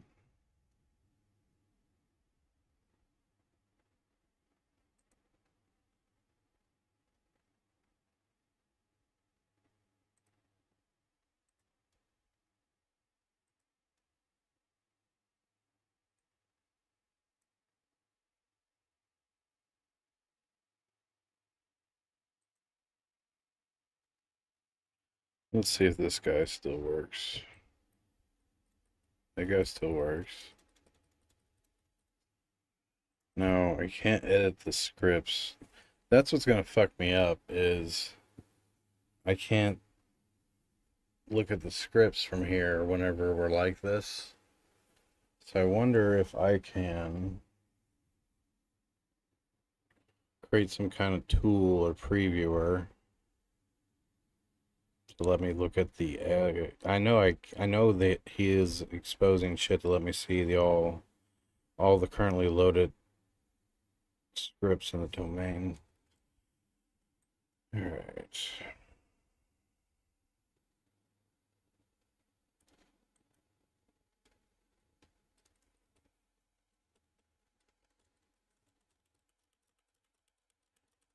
So that mod still works.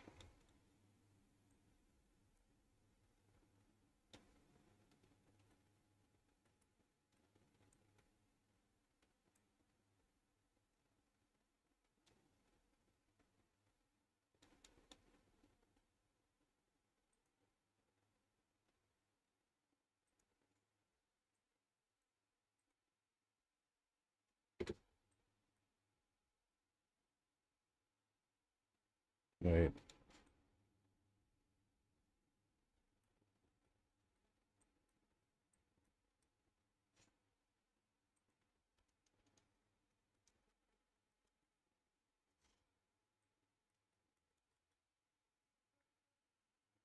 Hmm.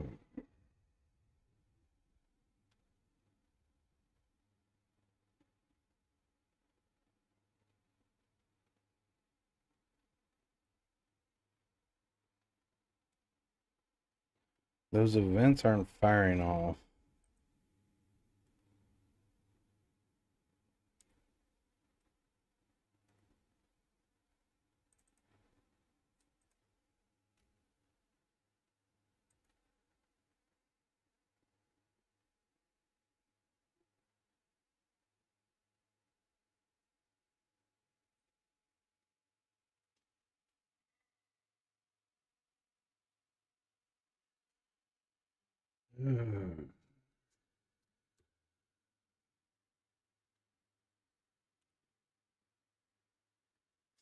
Now,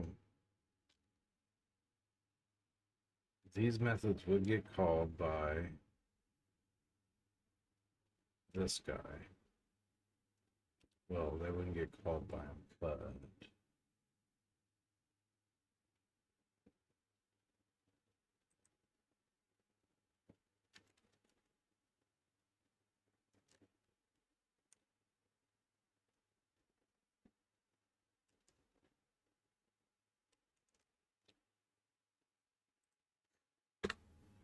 I'll test her.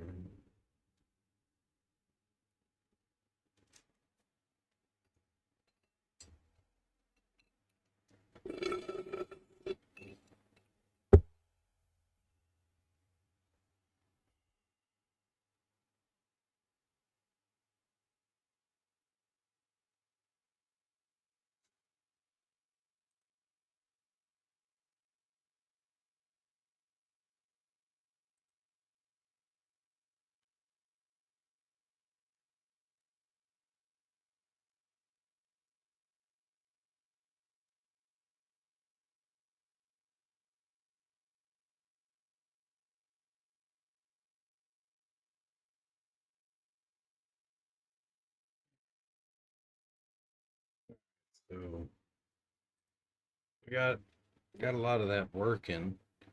Just need to figure out why my events aren't firing.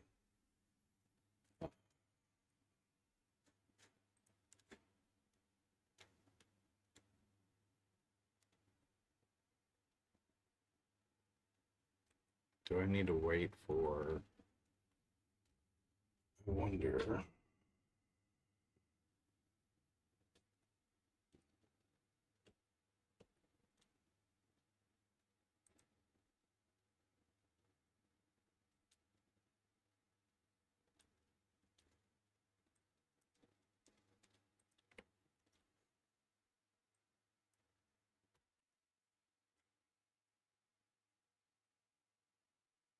Uh,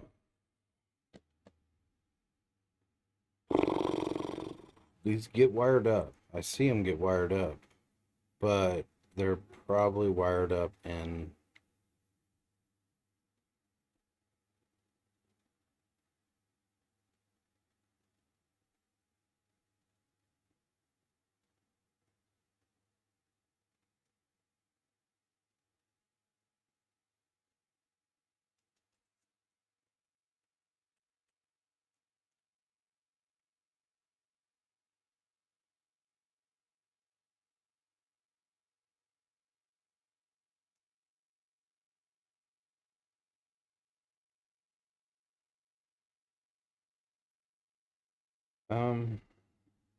Maybe this should work.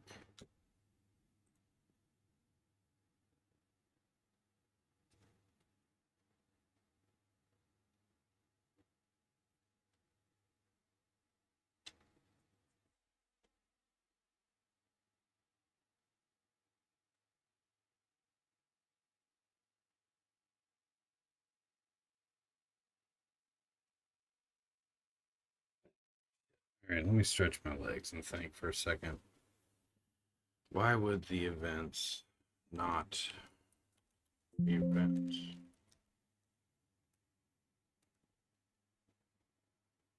I hate when okay.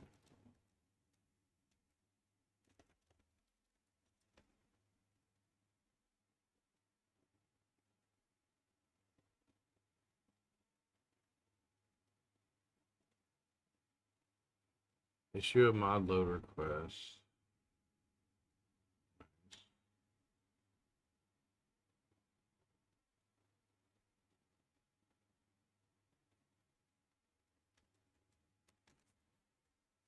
In order to implement scripting support, you may need to find all the executing scripts at some point, probably after loading, so that you can call an event method.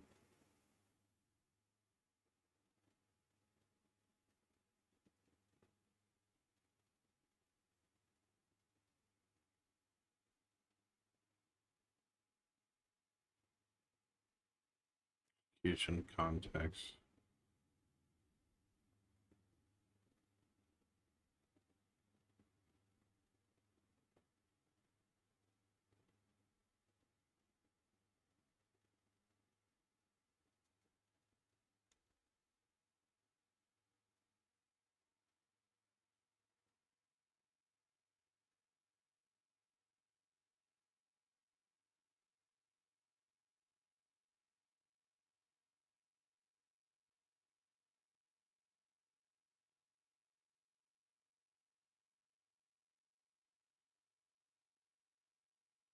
Quest scene changes much more. Activation is defined as a process of initializing mod types that use this interface so that we can receive the callbacks as expected.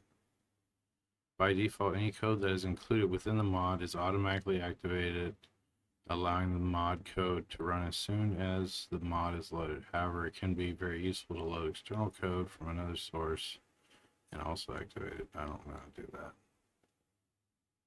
Yeah, that's something.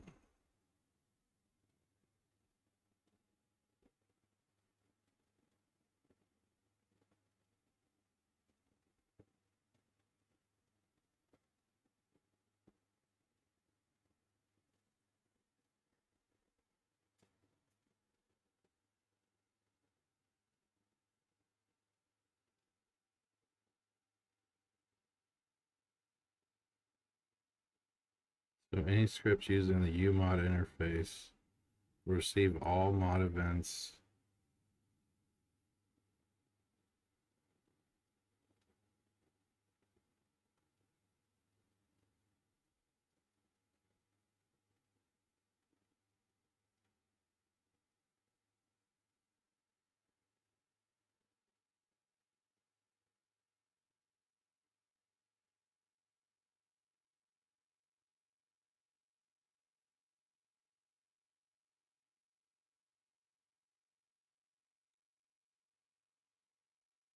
where the developer provides an additional interface assembly describing the types that can be used by the modder.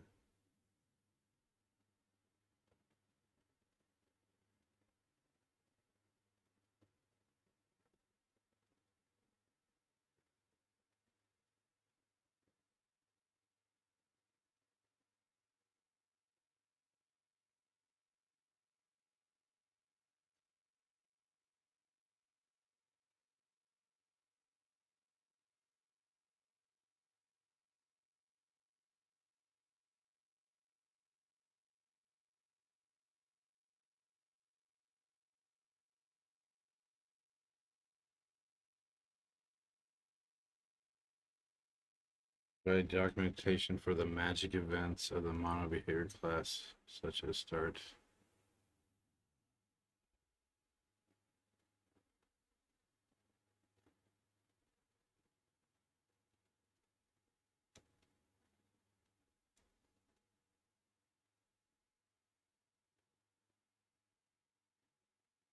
Call the method on script start.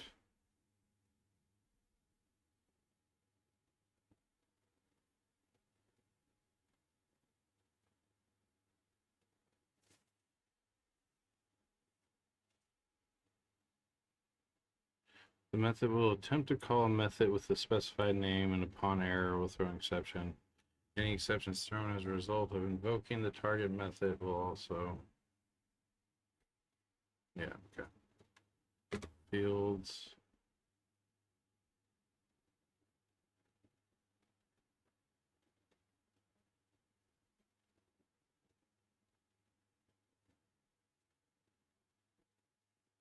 Field can be modified.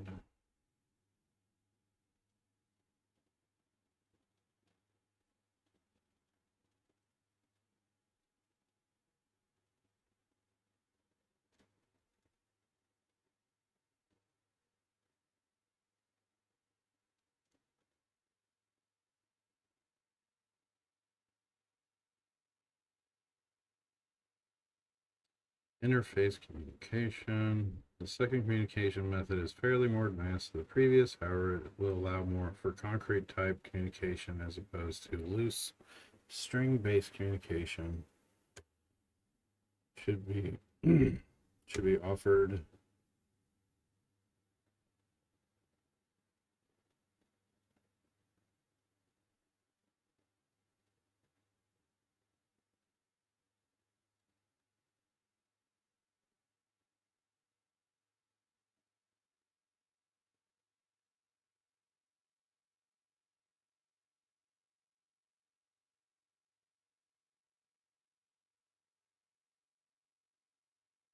manage assembly containing these shared base types and make it available to the modded code.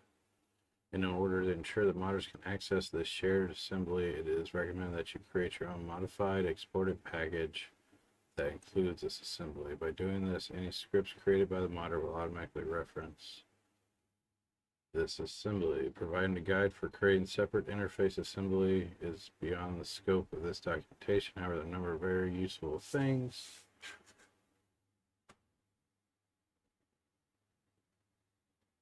You should, however, ensure that the assembly targets .NET 3.5 framework. Once you have defined your interface, then you're able to load and call the external code as if it were part of your game. An example, we will use a C# interface to show how to process work. Example base, say hello, say goodbye.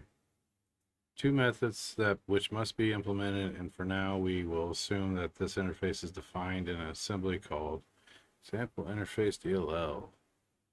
As mentioned before, the assembly must be accessible to both the game code and the mod code, which means that you should distribute the interface to modders. We will now require our modded code to implement the interface in order for us to load it into the game. If it does not, then we will simply ignore the code and assume that it is either irrelevant or has been activated by UMod automatically. Our example code is simply as follows.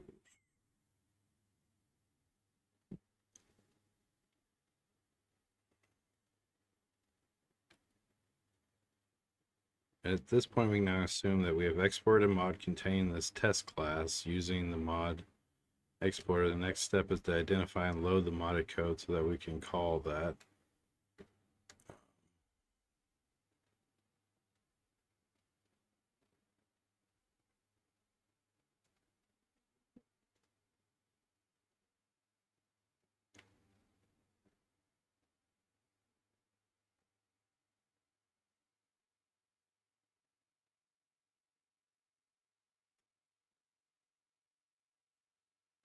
We've got our types, create an instance of all types.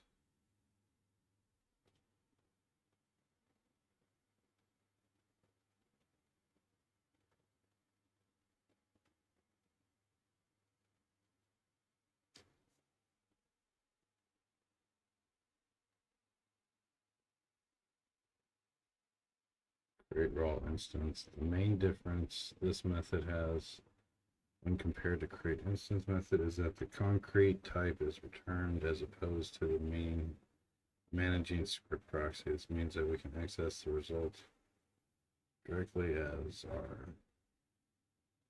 Okay.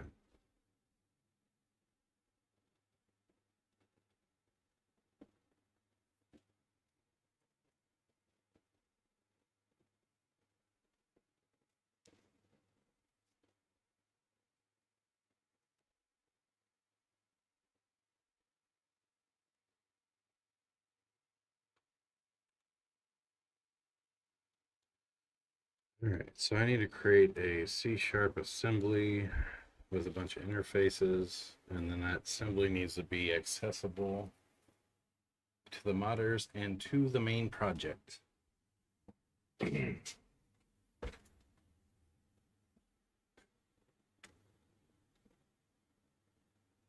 This example assumes that the host had initialized and loaded. Loop through all the assemblies loaded in the mod domain.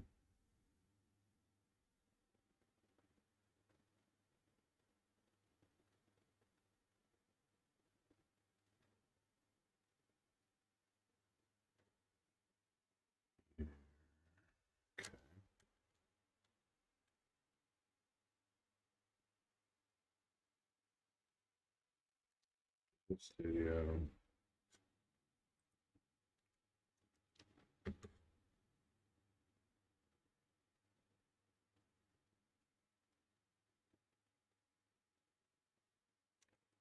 So let's do this. I want to test something.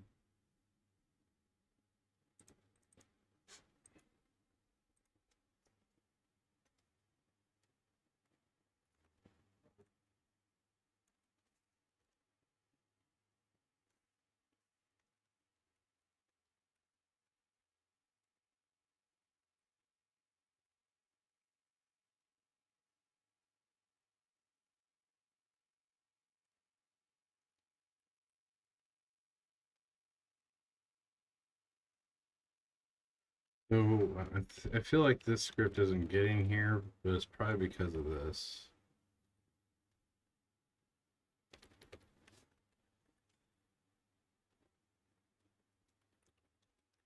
A star mod API instance is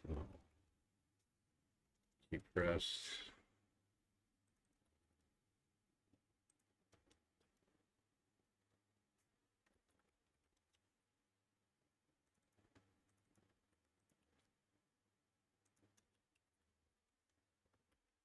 Ah, come on, fucker. All right, so there's that. Let's rebuild our mod.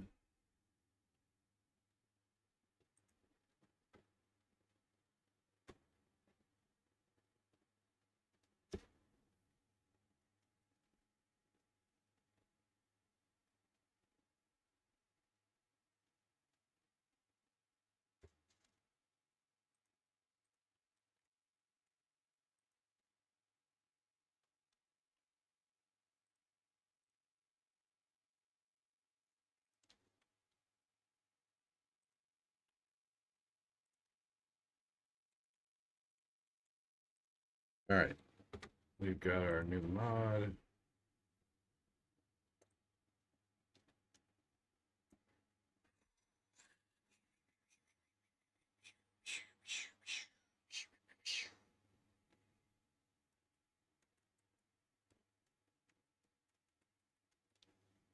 I should have put a log in the start.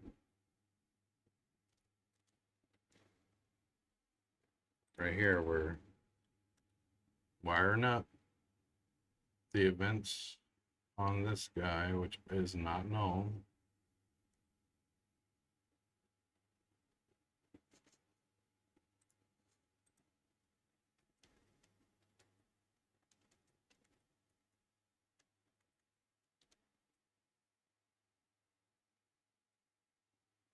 Running. Take you out because I know you work.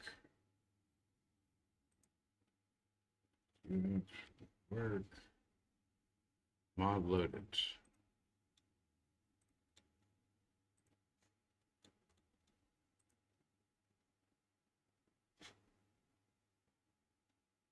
A star mod API instance is null.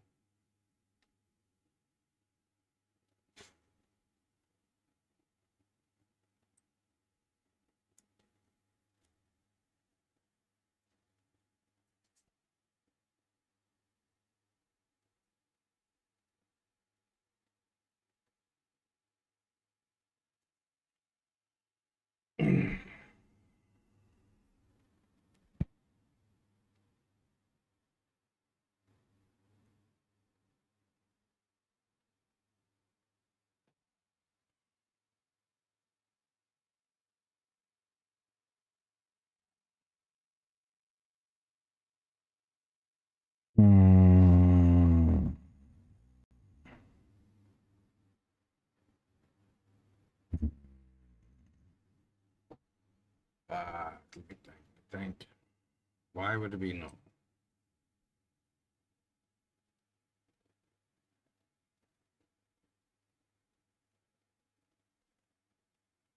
It would be null because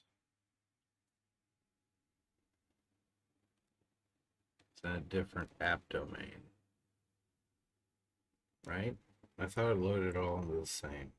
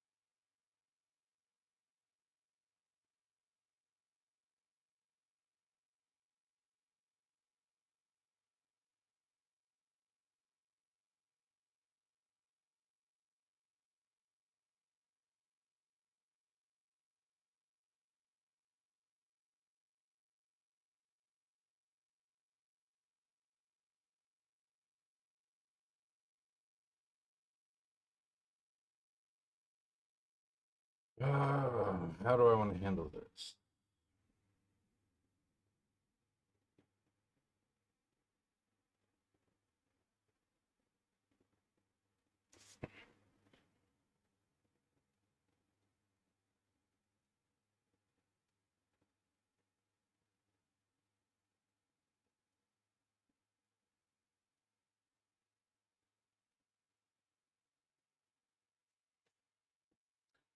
I could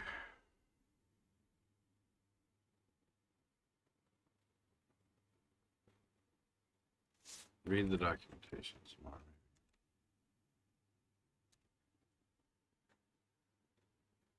Okay.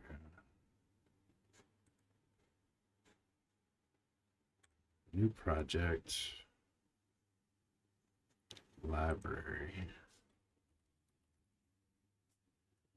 Class library. .NET framework, where you at?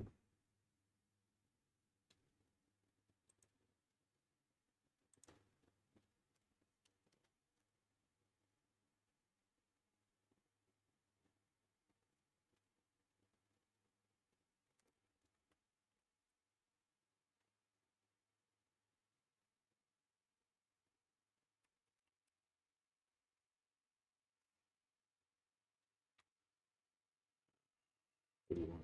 3, 5. Create.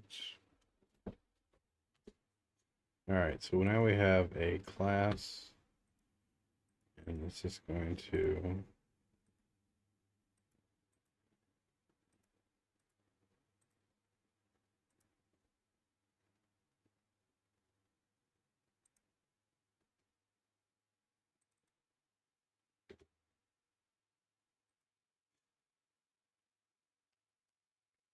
this is going to be called I.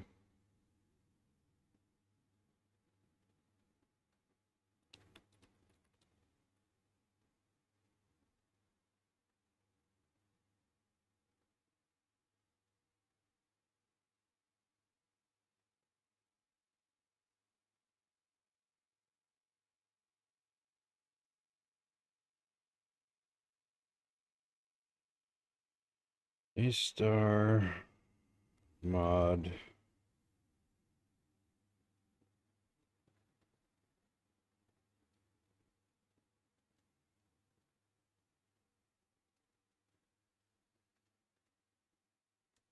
We'll call it that for now.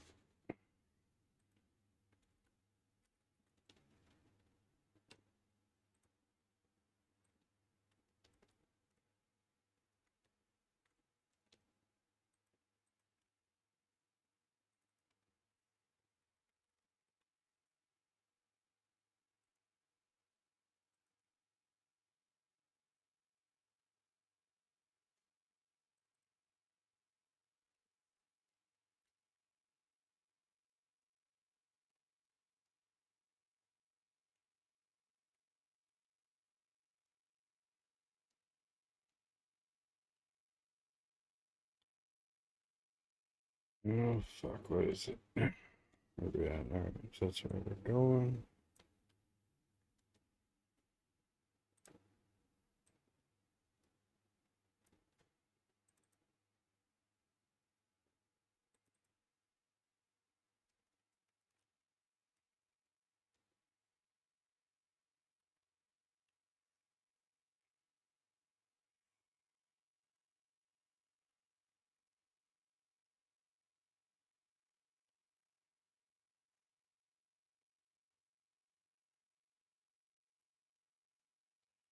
So I'm not gonna have access to the vector 2 in the class library here. This is just a plain old C# uh, class library .NET 3.5 assembly that I'm going to share my interface classes with and my event shits.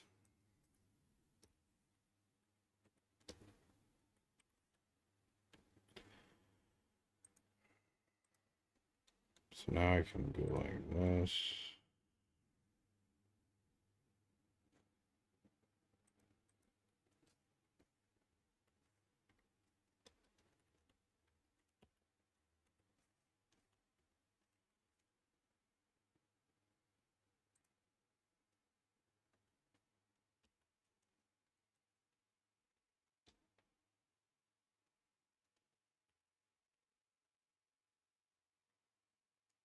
All right.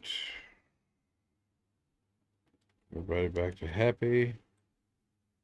Let's go.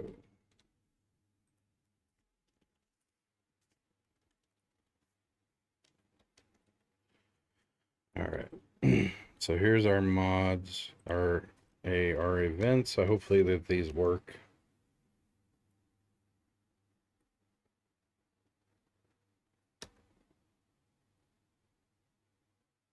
That's wild, man.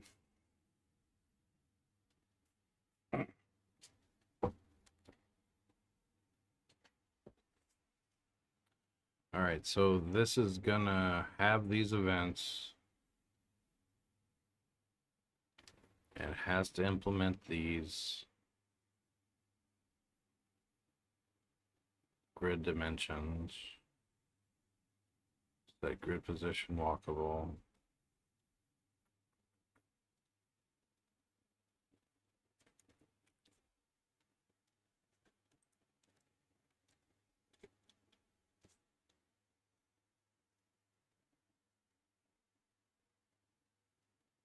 This example sends, as we can see, we can have an array of script types.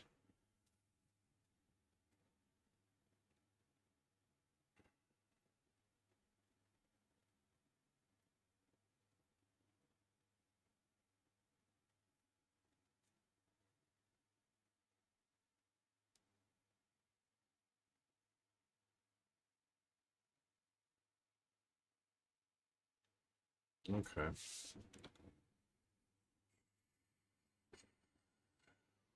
Script assemblies and host.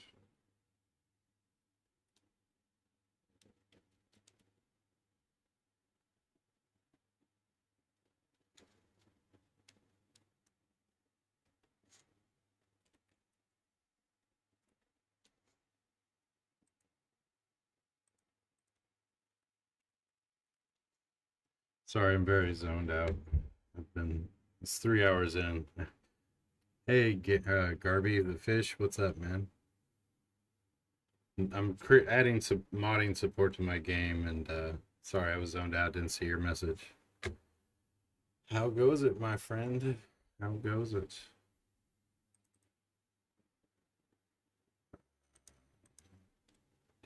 So I'm going to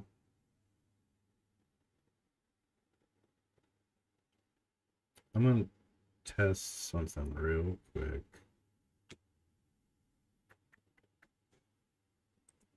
Over.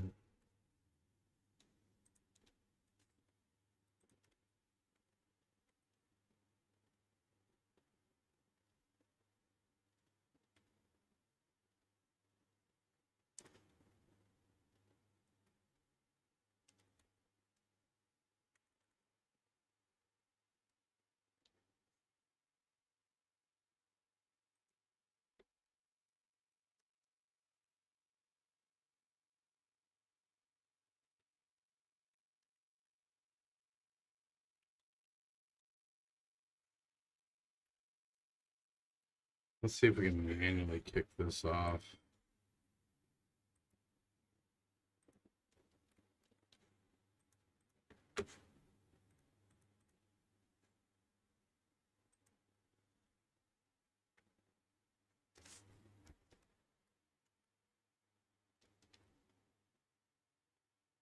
Great position, lock it in.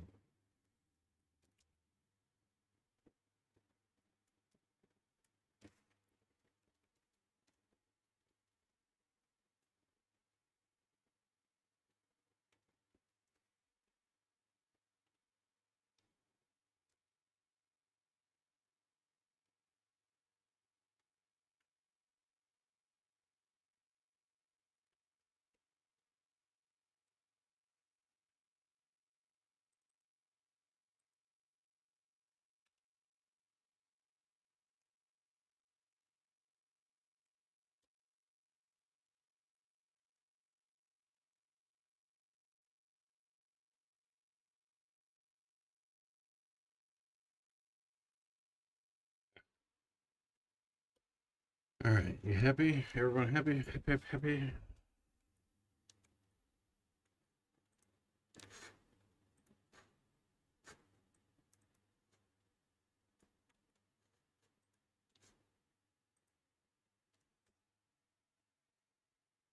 So what I'm trying to allow modders to do is specify the level size. Yeah.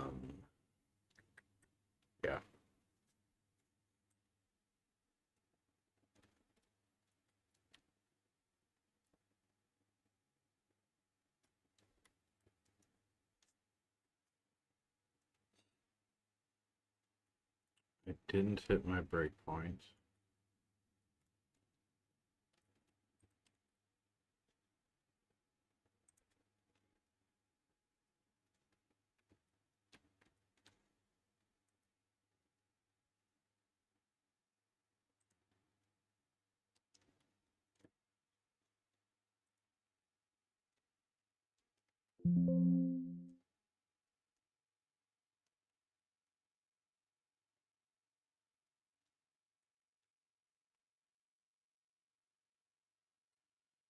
I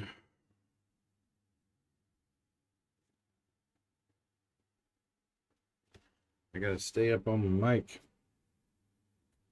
Ah, I'm so close. Fucking. Oh wait, I didn't load the mod yet.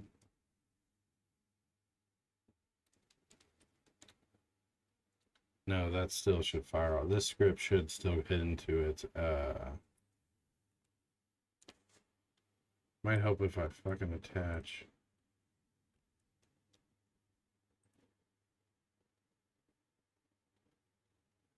Might help. All right. So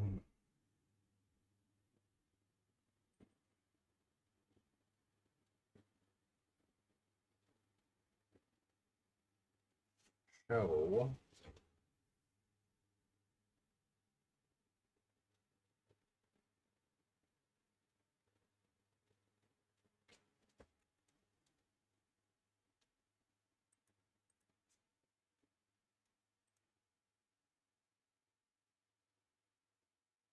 Darby the fish.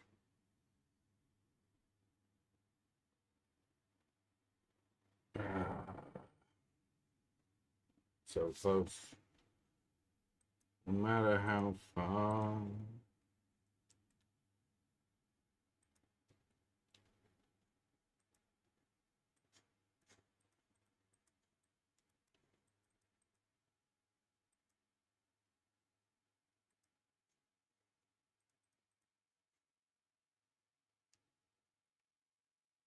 Heck.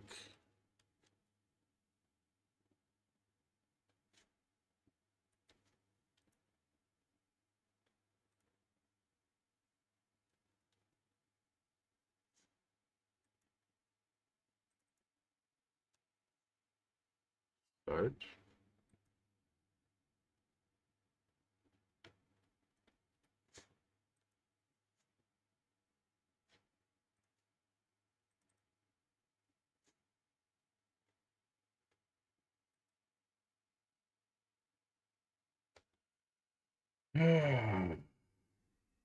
Sometimes coding will drive you crazy.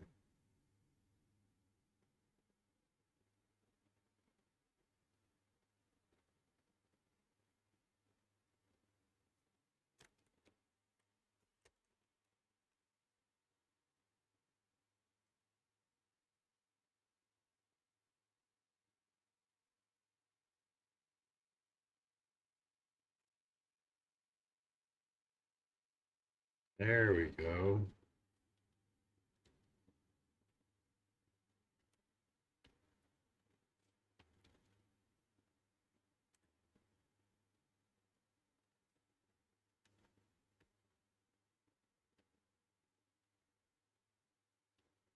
See that?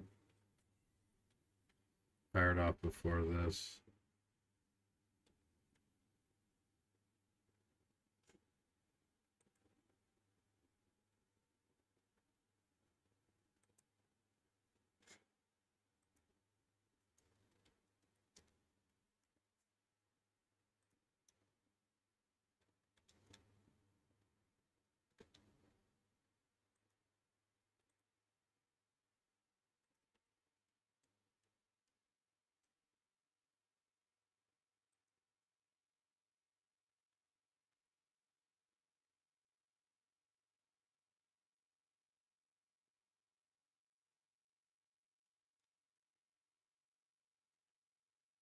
All right, let's just do this. Let's fucking do this.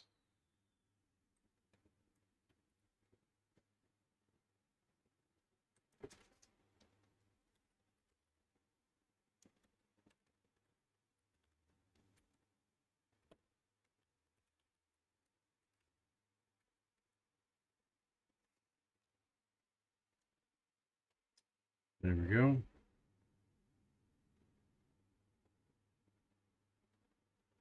No, no. We're actually gonna do this.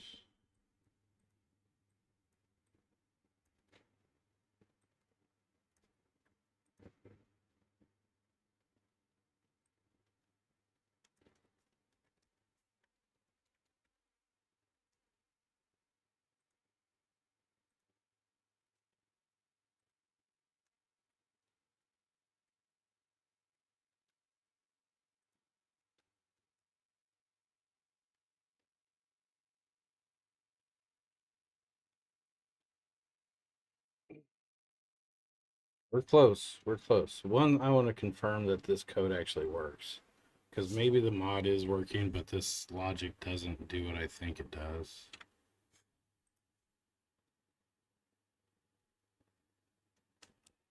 Let's save. Like it. It looks like I did. So close to having mod support. Don't you know?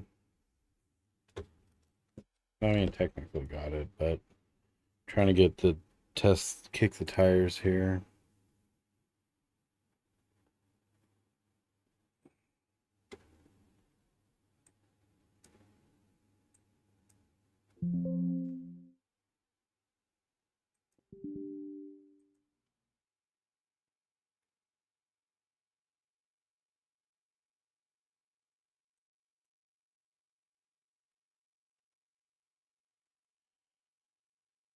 All right.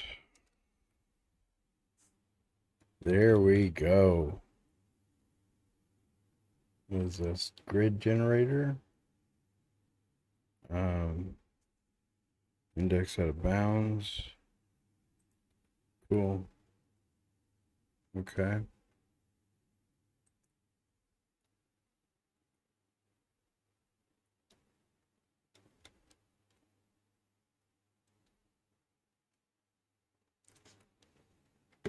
Wait, it did it, but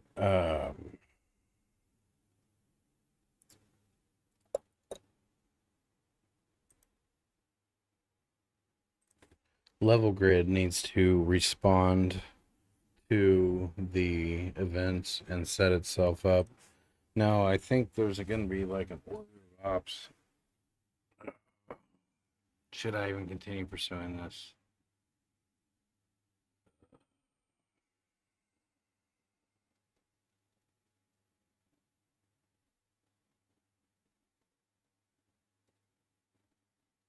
I don't know. Let me hold on. Or let me take a break real quick. I'll be back. I gotta get a snack or something. Something.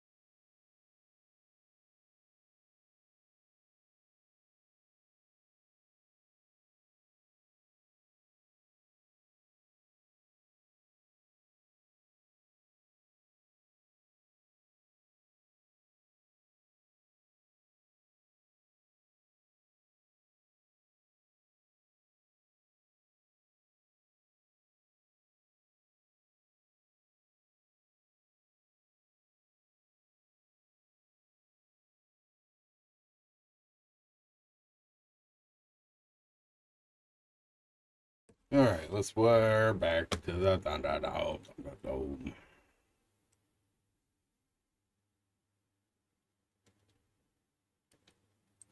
So if I hit play,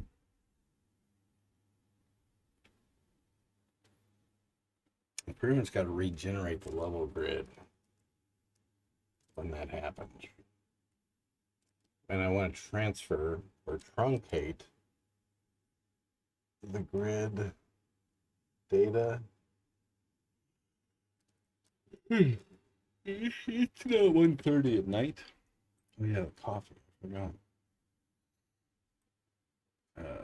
A star. A10.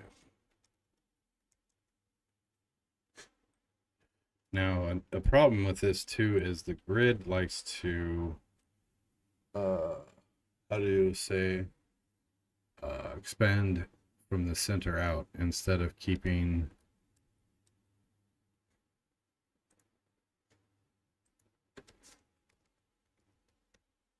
right at that corner, which is the corner that I love. Oh, I've got to update the center too. That's right. So this would be 198.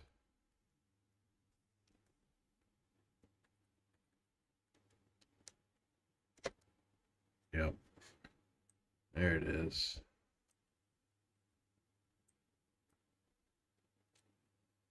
Now we're gonna get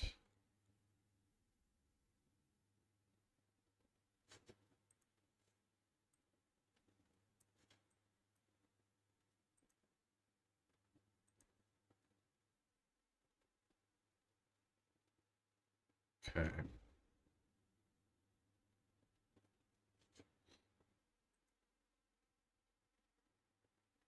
Now if I take the level grid and I do 200 by 200, it ain't gonna give a shit. It don't care. It don't care.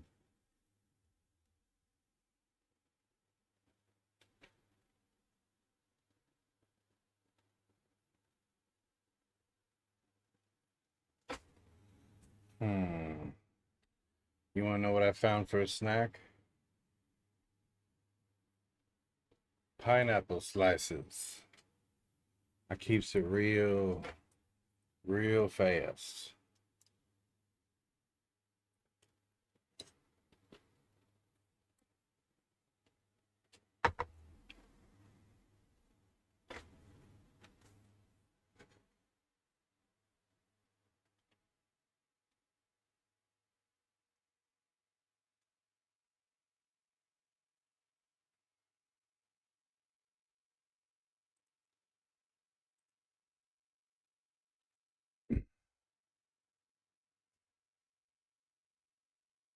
So we're trying, what I'm doing here is defining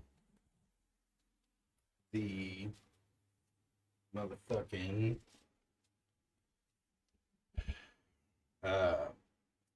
level.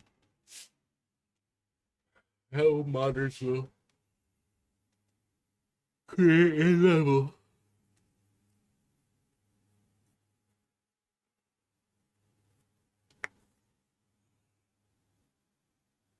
Every single piece of the level will be inside the level.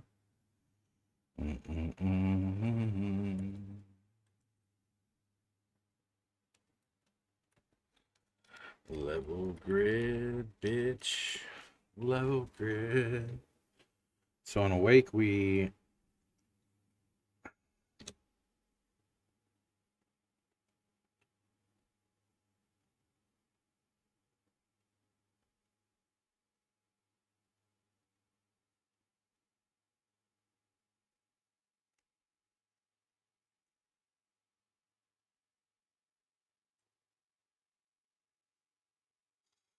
we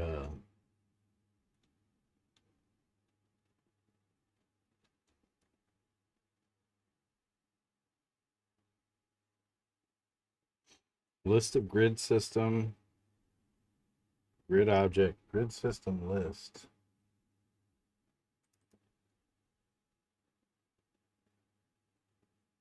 Oh, fuck.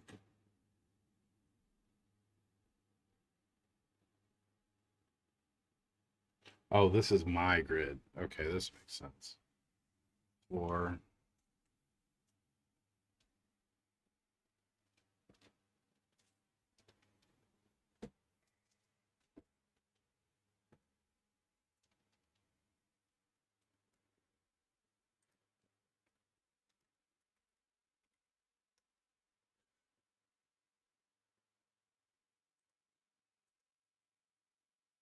Where's 4?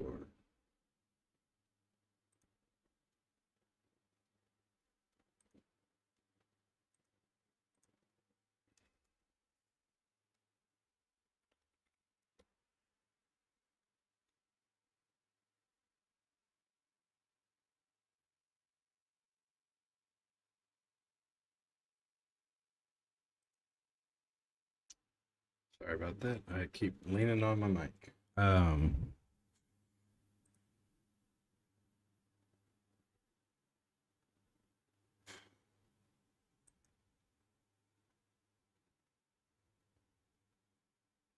Grid system list dot add. We're adding the grid systems.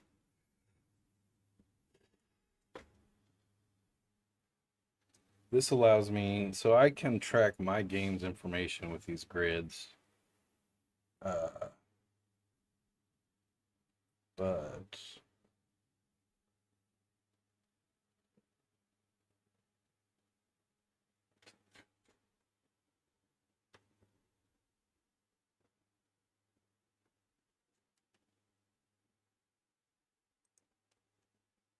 here we go. Okay. Grid object array. Create debug objects. Create grid object. At grid position. Yeah, right here. So what am I trying to do?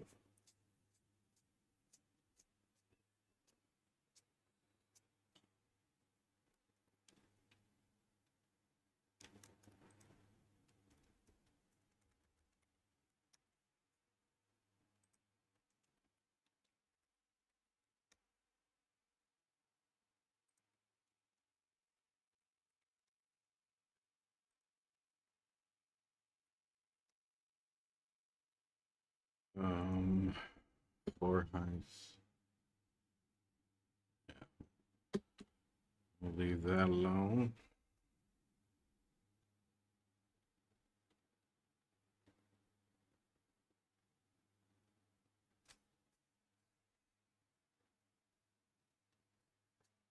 So if I were to redo the grid system, update, I would want to copy everything that is presently there. Or would I? Or would I? Or would I?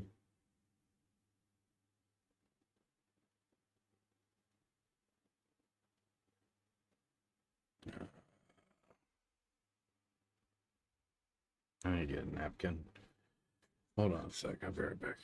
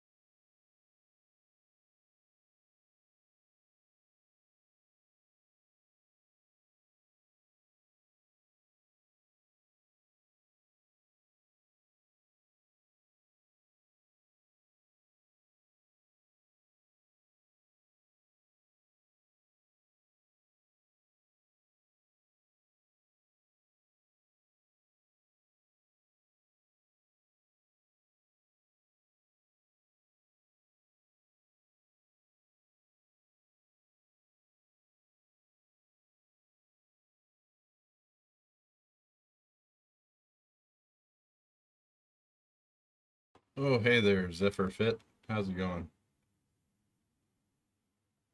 How goes it? Can you hear me?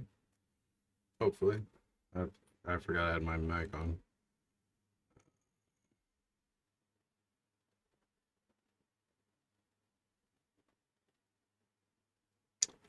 So, I am working on a turn-based, think like XCOM or Final Fantasy Tactics or uh so my game is like a end of the world turn-based grid-based thing where you can play around and like I'm working on modding support for it right now to where players can add maps, can add weapons, can add items, can create new quests, can create new all the things. So right now, like here, I create this is a mod. I load it. Now that I have the mod loaded in memory, I then come here and I can instantiate like a prefab from that mod. Ignore those errors for now. So this is the spawner mod.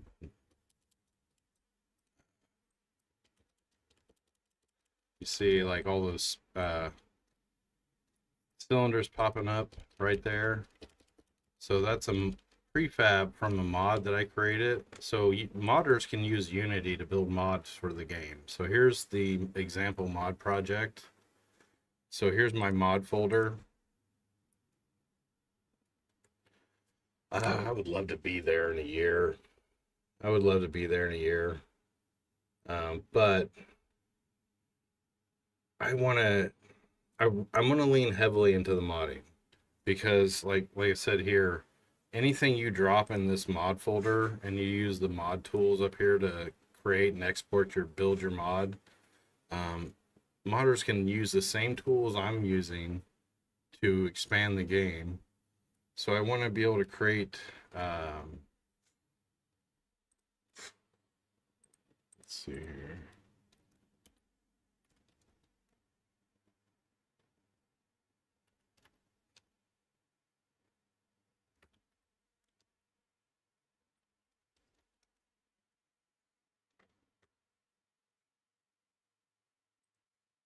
Hey people, This is a little Seth bit of an here. older Today, video, I'll but be reviewing a picture, game that's not I don't know if you ever heard of Cataclysm Dark Days Ahead, but it's an open source community like built game. And it's like the most in-depth like modding or survival end of the world zombie survival shit. talked about Cataclysm, Dark Days Ahead. Have you ever been so thirsty you drink water straight from a toilet only to catch ass parasites and die? Have you ever been shot and tasted to death? All of these are distinct possibilities in Cataclysm, Dark Days Ahead. Cataclysm, Dark Days Ahead is a turn-based sandbox roguelike set in modern times following a sudden apocalypse. As a grueling survival game with permadeath, Cataclysm pulls it's incredibly fucking fun. Story. The best part about the story is that no one knows exactly what happened, but I'll give a simple gist of it. While future governments are busy bickering and threatening each other, the cataclysm hits. We get invaded by different extra-dimensional organisms vying for control of Earth. Some of these are multiple species enthralled under a superior controller intelligence. Some are part of a sentient fungal hive mind that spreads its spores throughout the planet, and some are part of the most widespread and prolific group, known only as the Blob. The game takes place several days after the cataclysm, by which point most human life has been extinguished in major cities. The sentient blob organism infests any living creature and rapidly divides inside them until life functions fail, at which point it will revive them as a host for the blob,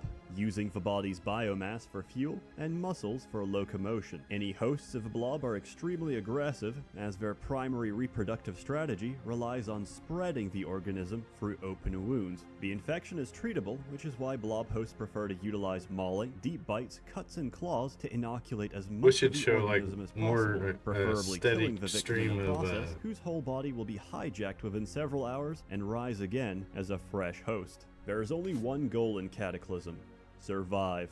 In a rare case you manage to live long enough to see winter, only then you can start developing ambitions. Go from just surviving to controlling and dominating your environment. Find other survivors. This is and a have them join turn-based you as game, companions. like- Follow radio signals and trails that lead to some of the last bastions of humanity and help So, re-establish like- civilization. Cataclysm is designed as a survival sandbox and doesn't force you to do more than the bare necessities. The rest is up to you. Gameplay. Cataclysm's a roguelike, a complicated one at that.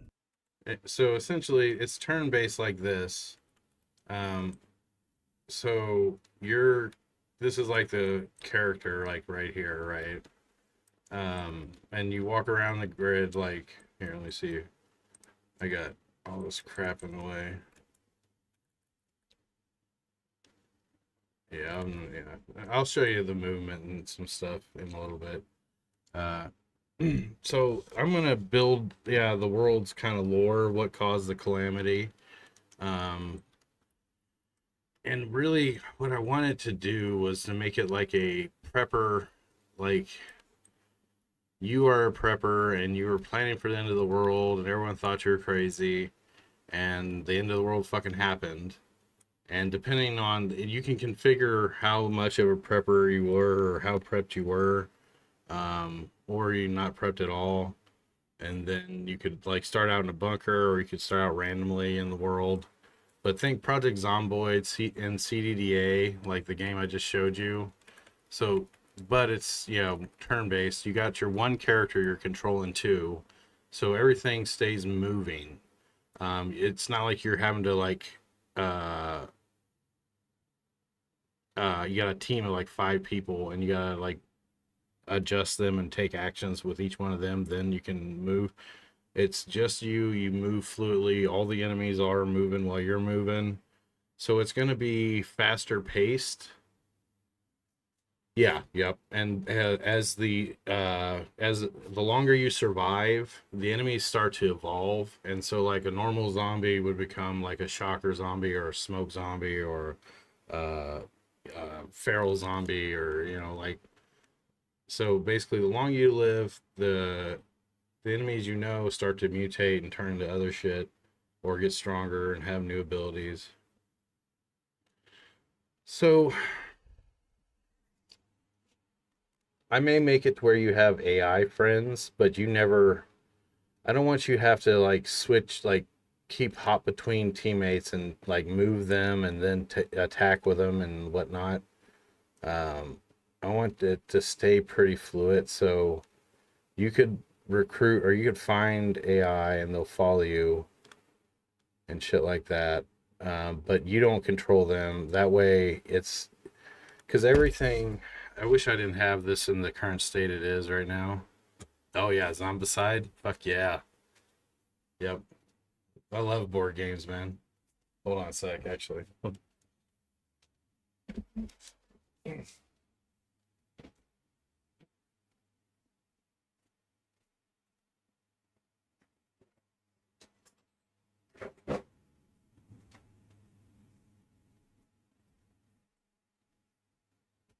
This is my latest edition.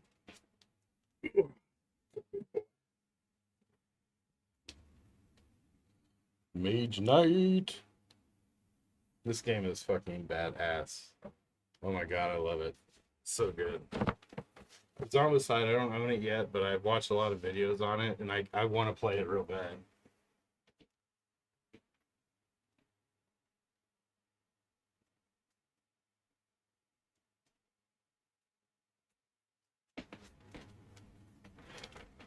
Oh, so earlier today I was dicking around.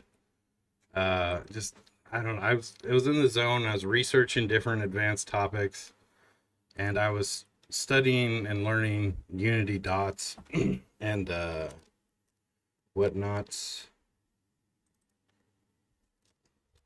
Here's an example. So of what the I was horde basically logic trying to I'm do is working on create using Unity Stardew entities. Valley, but with like massive hordes of zombies or enemies. So here I've got about It's gonna be hopefully 1,500 multiplayer and all those giant entities zombie hordes. navigating and like It's gonna be- doing local avoidance and pathfinding through the level. So the balls, each ball represents a would-be enemy or an entity that could be an enemy or an AI. So I'm working with Unity's entity system and dots to create kind of like a zombie horde logic.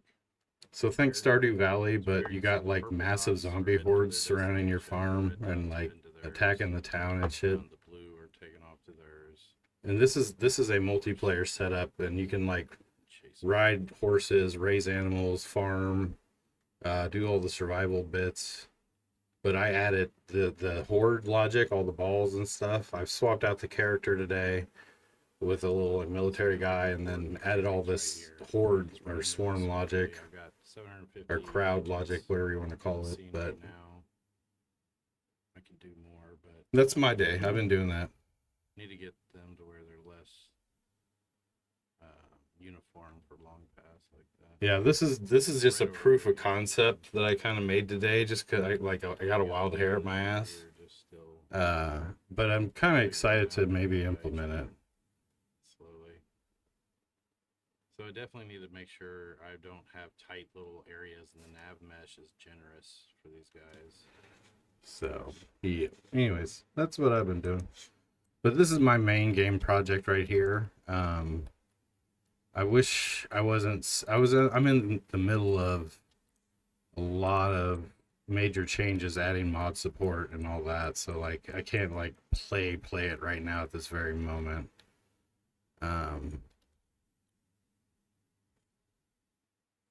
But I've got it to where I can destroy shit. Like these buildings are destructible. You throw your grenade and you can blow this wall apart or blow down a door. So you can create entrances if you want, or if you're in a building and something sees you through the window, they can bang, and you lock the door, but they'll just bash open the door, wall or whatever. But they'll be destructible environments. These all destruct. Can I get it to destruct right now? Whatever. To do.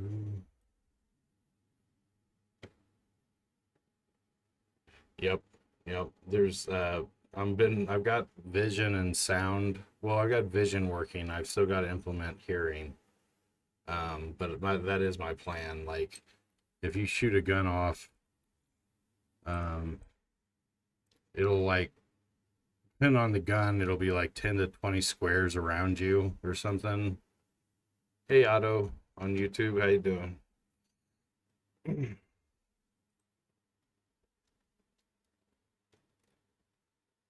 Oh yeah.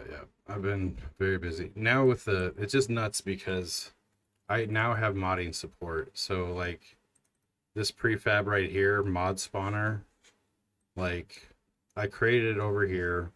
I created the scripts in this Unity project here, and then I exported it over to the main game, and then I loaded it through the mod interfaces that I built. What's up, Otto? Can I talk? Yeah, I'm talking. What's up? What was I thinking? Play. Can you hear me? Hopefully you can hear me.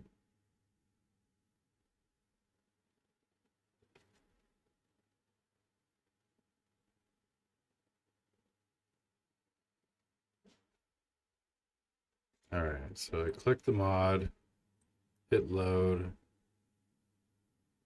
Now the mod is loaded.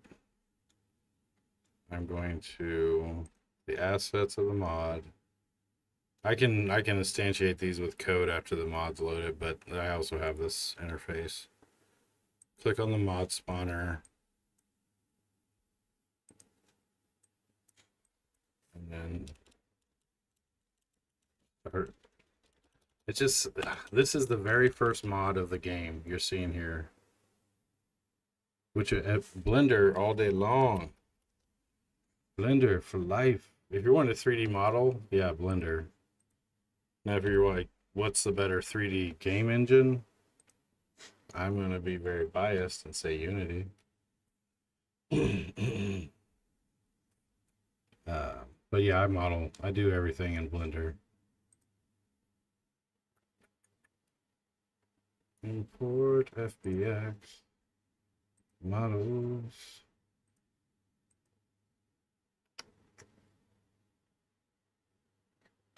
Oh shit, I'm always, yeah, if I'm streaming, man, yeah, feel free to, yeah, talk code while you're coding. Yeah, I always like answering questions and shit.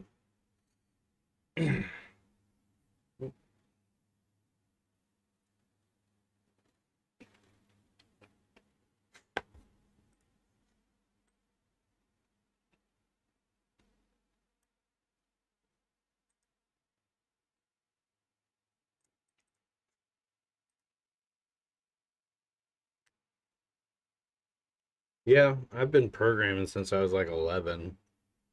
Back in the day in the 90s, my dad got me a C++ book and an OpenGL Super Bible book, and that's kind of how I started programming. But as soon as I found C Sharp, uh, yeah, Visual Basic, I've done that. Yeah, as soon as I found C Sharp, and then I've worked with Game Maker, RPG Maker, a lot of those early game engines. Oh crap, what else is there? Maya, like in the 90s, I dabbled in stuff, but after C Sharp and Unity 3D, and well, I guess XNA and C Sharp is where I really started getting good. But Microsoft stopped supporting XNA, and then Unity came out. And yeah, I'm a C Sharp .NET framework, .NET Core fanboy for life. It is my favorite language to write in the world. It's just these shits.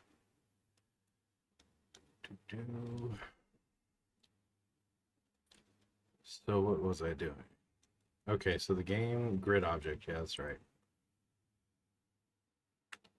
Oh yeah, I actually work for a Fortune 15, one of the top 15 companies in the entire world. I'm a software engineer for them, and I do a lot of pharmacy factory automation. I've been working professionally as a software engineer since 2011. So I'm like, what, 13 years almost. Um, but yeah, like I write the software that fills packages and ships drugs and stuff across the world, or well, yeah, the United States. Oh yeah, Python. Ooh, buddy. Oh, damn it. I was doing the uh Python. Ah, shit.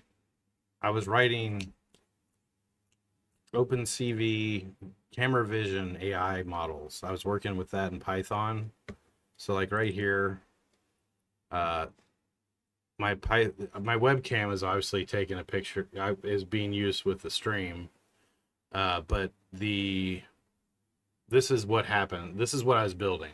It can detect that this is paperwork. It detected that this is a vial, and it knows that there's one more vial that is missing from this order. But basically, I have this set over here on my desk, and I had two vials and a piece of paperwork, and the camera would watch and see using OpenCV in my Python script, and it could tell that there's two vials in the paperwork, and the text right there will go green and say all the parts of this order are here. But I'm gonna do some more work on this eventually. I was really having fun with Python and the OpenCV and the AI models, like YOLO V8. Yeah, that's it. YOLO V8. Object detection, object segmentation, uh, all kinds of shit you can do with YOLO V8 AI model. And I was trying to train it on like pictures of drugs and shit.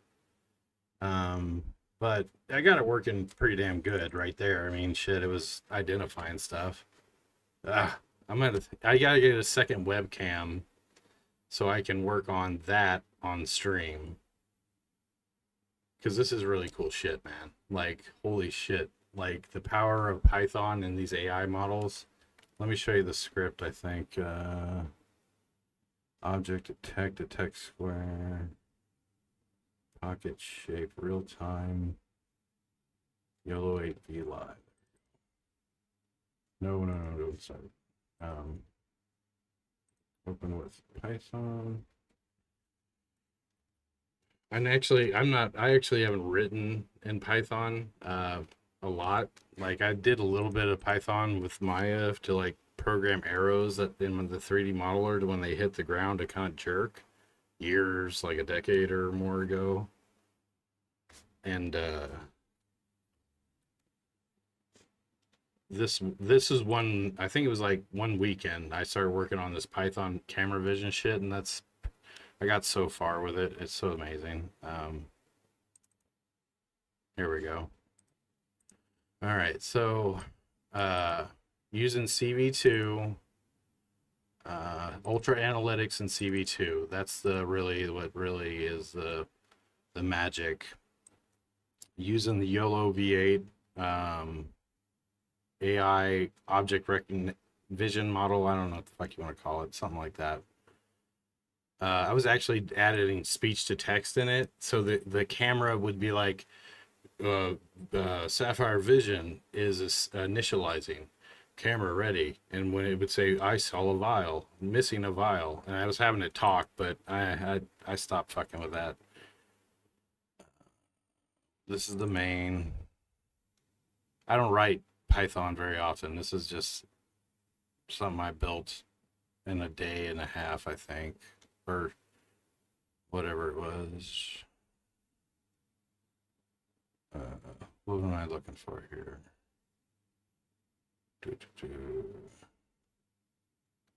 Annotation, word info, trigger zone, CV weight, image show. Anyways, that's the script that was able to load up the webcam and actually to be able to detect stuff. Python's awesome though. Yeah, appreciate it, Alto. Thanks. Yeah, I mean, feel free to give me a subscription or follow me on Twitter. Or not Twitter. God damn it. Oh, happy birthday, man. Twitch. Why do I always mix those up? All right. Let's get back to it. This is a grid object.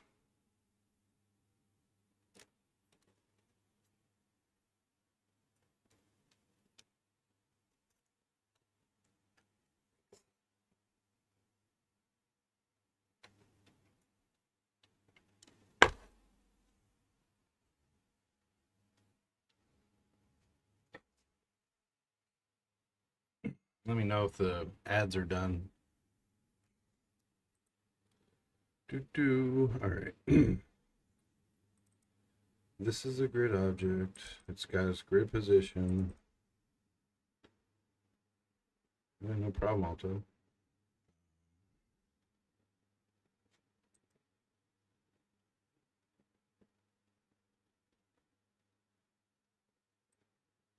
Let's keep it simple, actually.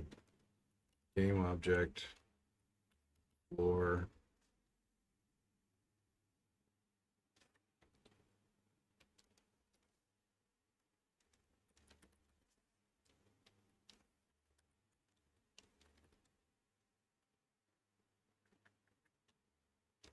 Placed. Awesome. Whoa. Awesome to the max. That scared me. Thank you, man. Thanks for the follow. I haven't heard that in a while. I'm just coming back from like a 4-month break from game dev and streaming. I went hard last year. I mean, I was streaming nonstop. But I'm back and stronger than ever. Now I've actually cracked mod support for my video game, which is just insane. I never thought I would figure out mod support. But I have it. These cylinders popping up is a mod I created in another Unity project, and then I imported it into the game, the main game project, using this mod browser right here. I loaded the mod in real time, and now I can hit the space bar and generate a bunch of fucking cylinders. And that's just that's the very first mod for this game. Yeah, my job keeps me busy. I'm gonna be what I'll be started 2025. I'll be traveling for work for 2 months to go set up a whole new site on the East Coast and implement a big software change. No, talk away, man. Fuck yeah, no, don't worry about me. Keep talking. I've, I love chatting and coding. Do, do, do. Hey, Cobra. How's it going, man? Good to see you back. Yeah, it feels good to be back, man. And I have broken I've done some amazing shit in the last couple weeks. I've added mod support to the game. And not only is it mod support, but you can build mods with Unity. Right here is a mod project. This is you import the package, my mod tools package, and then you can do whatever you want in this folder right here. And then you can export it and create a mod and then import it into the main game now. What you trying to figure out?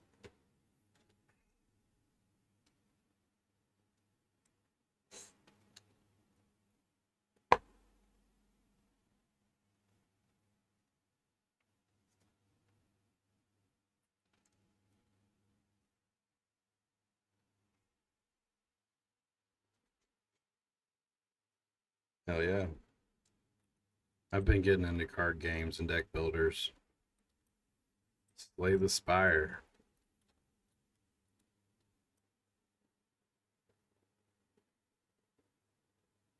Oh yeah, no, yeah. Yeah, this can be for DLC. This can be for any kind of you can create asset bundles, but it's I'm using UMod, but basically under the hood it's using Unity addressables. And now players can mod the game. They can add levels, they can add items, guns, scripts, new systems. Like I said, right here I created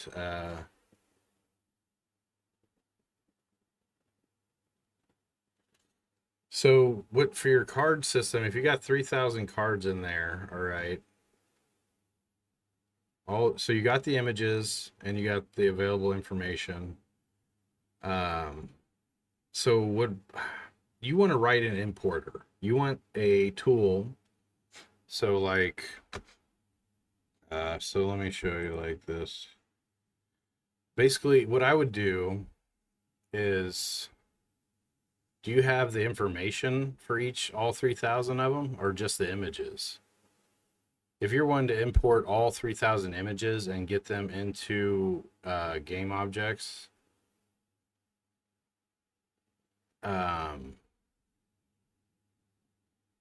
images safe from theft.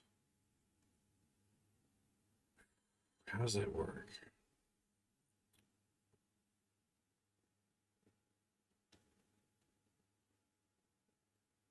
Scriptable objects. I don't know. I think if you did a build,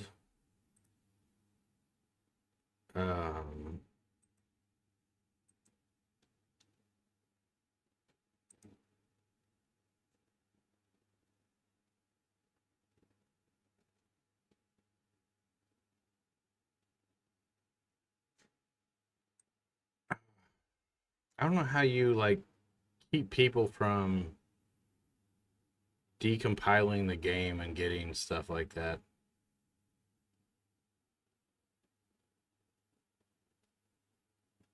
But if you got 3,000 cards you need, and you got the images, and you got your game object, your prefab in game, I would write a Unity script to loop over the directory with the images, and then the name of the image could hold like the information, or you could create like a JSON data file that gives you like has all the details about or a scriptable object.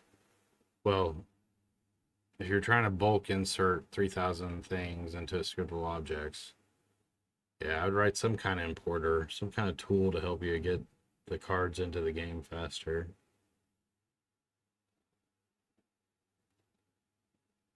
Oh, actually, Unity addressables, you could keep the cards like in asset bundles with addressables and only load them in as you need them. So like say you like Magic. Say you had a deck. The one player has a deck of green and white cards and then the other player has a red deck. With Unity addressables on the start of the match, you could use that to load up just white, green, and red cards instead of loading all the cards in the memory, all 3,000 cards, just the cards that are going to be there in the scene at that time. You just load those up. I don't know. I love the fuck out of Unity addressables. Yeah, like because basically, actually, let me show you a video. This really helped kind of like explain it to me.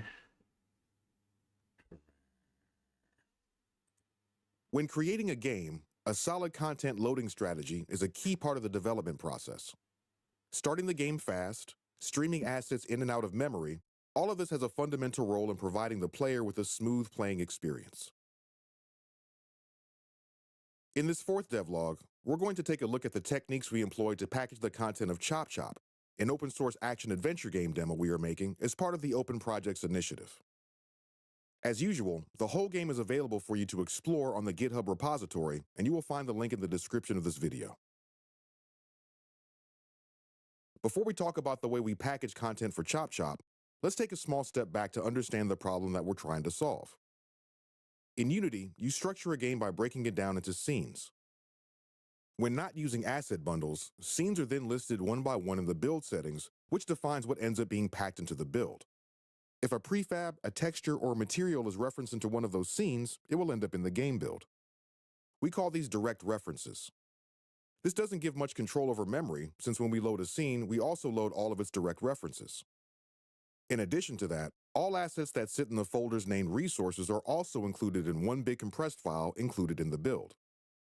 Even though we decide when to load these assets, we have limited control on when to unload them. In addition to this file cannot be bigger than 4 gigabytes. Moreover, there can be a hiccup at the beginning of the game when the information about this big archive is first loaded. This might be imperceptible on a PC, but on a console it can make a big difference between succeeding or being rejected during a certification process. On mobile, it can mean a frustrated player who uninstalls the game and a bad review. For all of these reasons, we decided to use asset bundles to pack our content and load it at runtime only when needed. On top of that, we use the addressable assets package to easily configure, pack, build, and load these bundles. So the first step is defining the content strategy. In Chop Chop, the game begins with the main menu scene. From there, we can reach the gameplay phase, which happens in scenes that we call locations, always loaded one at a time. In addition to these, there are special scenes that we use for global managers, in charge of running cross-scene operations like saving and loading progress, playing music, and loading other scenes. So we decided that every scene mentioned so far is going to be packed into bundles. This way, we ensure that the initial loading of the game is very short. To do this, we simply have to mark scenes and their assets as addressable and make sure they are in the right group. Groups are a functionality of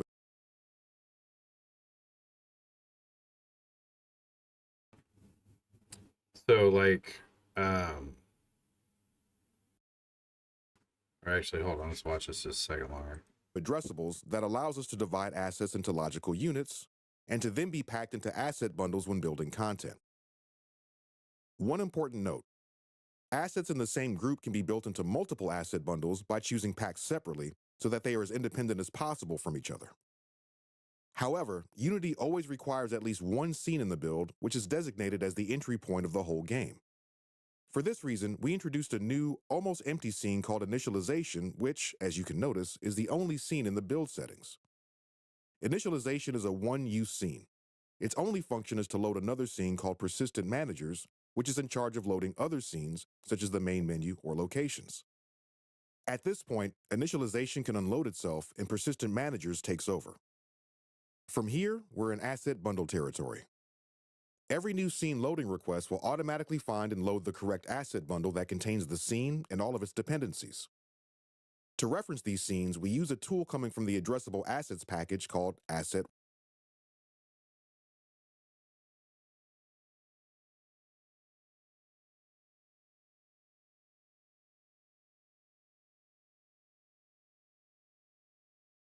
So it's just really cool. Addressables are really badass. They're powerful. The That's just an example of loading content when you need it. So if you're a card game, like your different card categories, you could have that be an asset bundle, and like you wouldn't need to have every single card loaded up constantly or something, etc., etc., etc.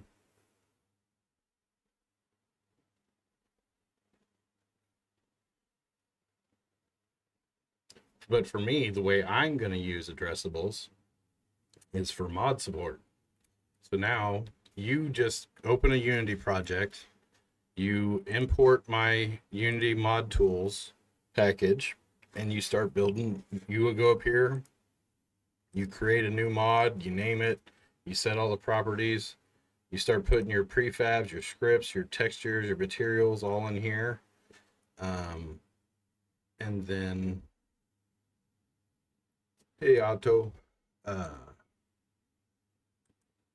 I guess another cool fucking thing about this system, this modding system, is I can mark assets as shareable, and that means that those 3D models, those assets would be available in the main game and in the modders Unity project.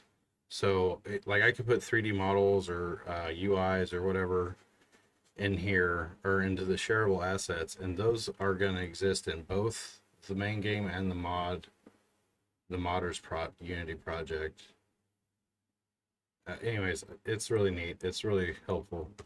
But as of right now, this is I've got, these are scripts from the main game that I'm exposing or given to the modders, and then like here is the an API, another.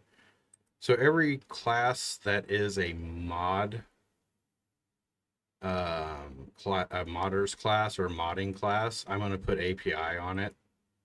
So event manager API, level editor API, the modders will use these classes to interact with the game, so they can add stuff to the world, load levels, change the character stats, all that shit. Like I'm going to expose everything I can. Like I'm really leaning into the modding to where every fucking thing is creatable, and you can extend all the systems that I've got built out even more. I need to get Steam Workshop in here going eventually. Anyways, let's make some progress. All right, what was I doing? So what I had done, let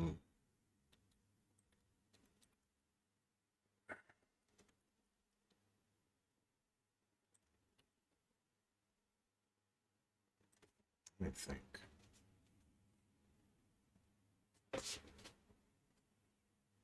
In the modding project, I had created a level, or I created a prefab called A-Star Mod Example. And what it should do is allow the mod to change the size of the level. So right now this is 100 by 100. Right here, this blue grid, 100 tiles by 100 tiles. But using the A-Star, this script here, and the mod A-Star Mod API or whatever, this guy, the modders should be able to change the map sheets, but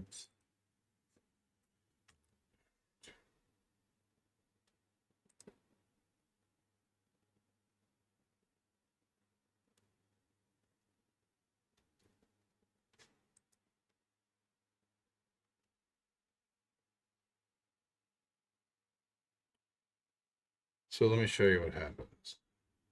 So we are in the mod. This is hard to like follow, like my brain. Or here's the modders project. Whenever you see me on the UMod example project or like this one, I'm a modder. I'm working on a mod that I'm gonna import to the game. And then here's the main game project. So I've already done this. Yeah, growing up does suck balls, man. Does suck balls.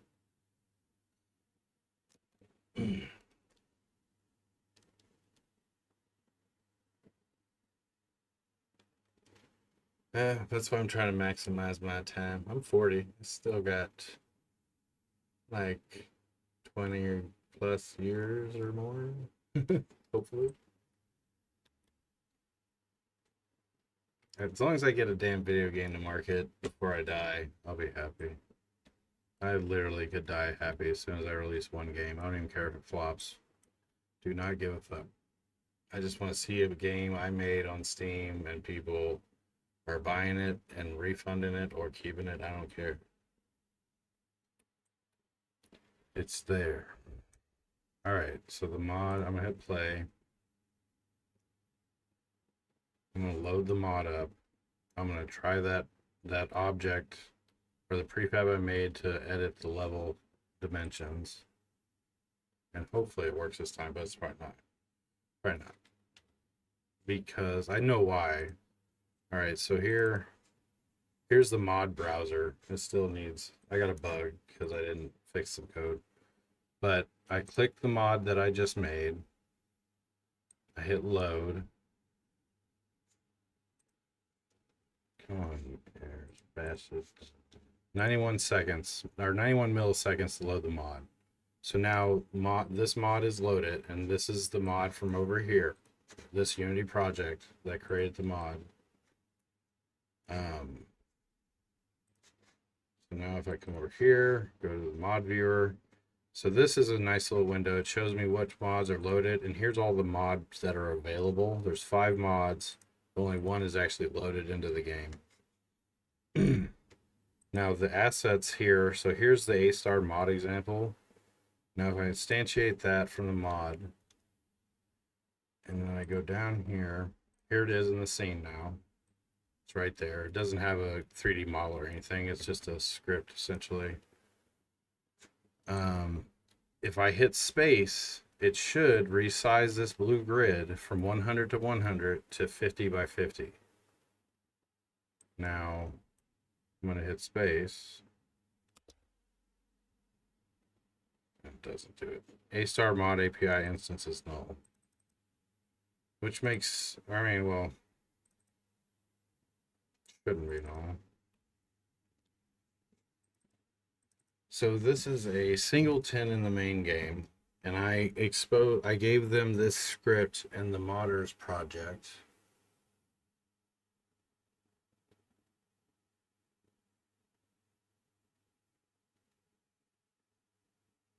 I appreciate it, man.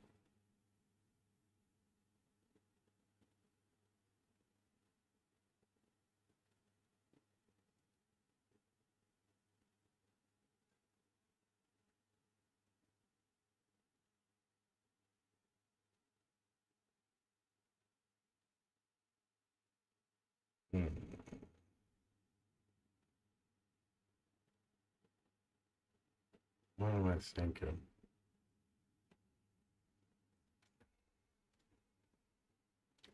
So this is what's crazy about modding and debugging and figuring this shit out. So here's the modded object that was instantiated. Now its script is a script that comes from the mod. And the inspector just got a blank thing here, right? I can't open that script or edit it. I can get access to the scripting code through script proxies or through interfaces that there's the communication between the game and the mods. Like, it's easy to go one way where I create stuff, they call it, and they can talk to me this way. The mod can go this way. But the game, them having bi-directional communication, can be accomplished,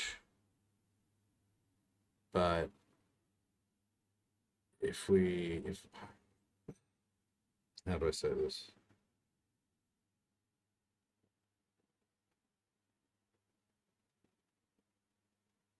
All right, let's go to the documentation.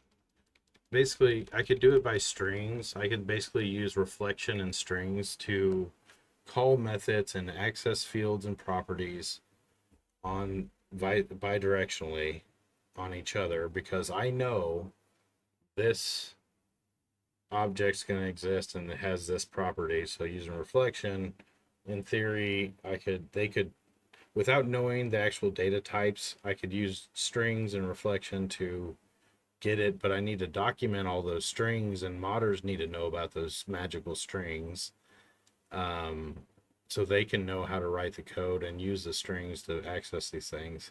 So I don't have strong types. Each side doesn't know the interface, doesn't know types on the mod, doesn't know the types inside the main game, is essentially the problem.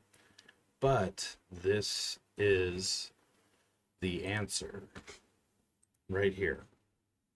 This is a C# class library. This is a separate solution from Unity, from all my stuff. I'm creating a class library, a 3.5 .NET Framework class library that is just going to contain interfaces that are now this assembly. I'm going to compile the DLL, and then I'm going to add the assembly to the main game and to the modders project that they're going to import all the tools. So now I have a C# class library that both the game and the modders are going to share. Now, it's not going to be really like, there's not going to be like logic in there, or there might be, but it's going to be interfaces. And this is how I can implement, both sides can know how to talk to each other by implementing interfaces, the interfaces in this class library. No, you're good, Fit. You're good. But this way,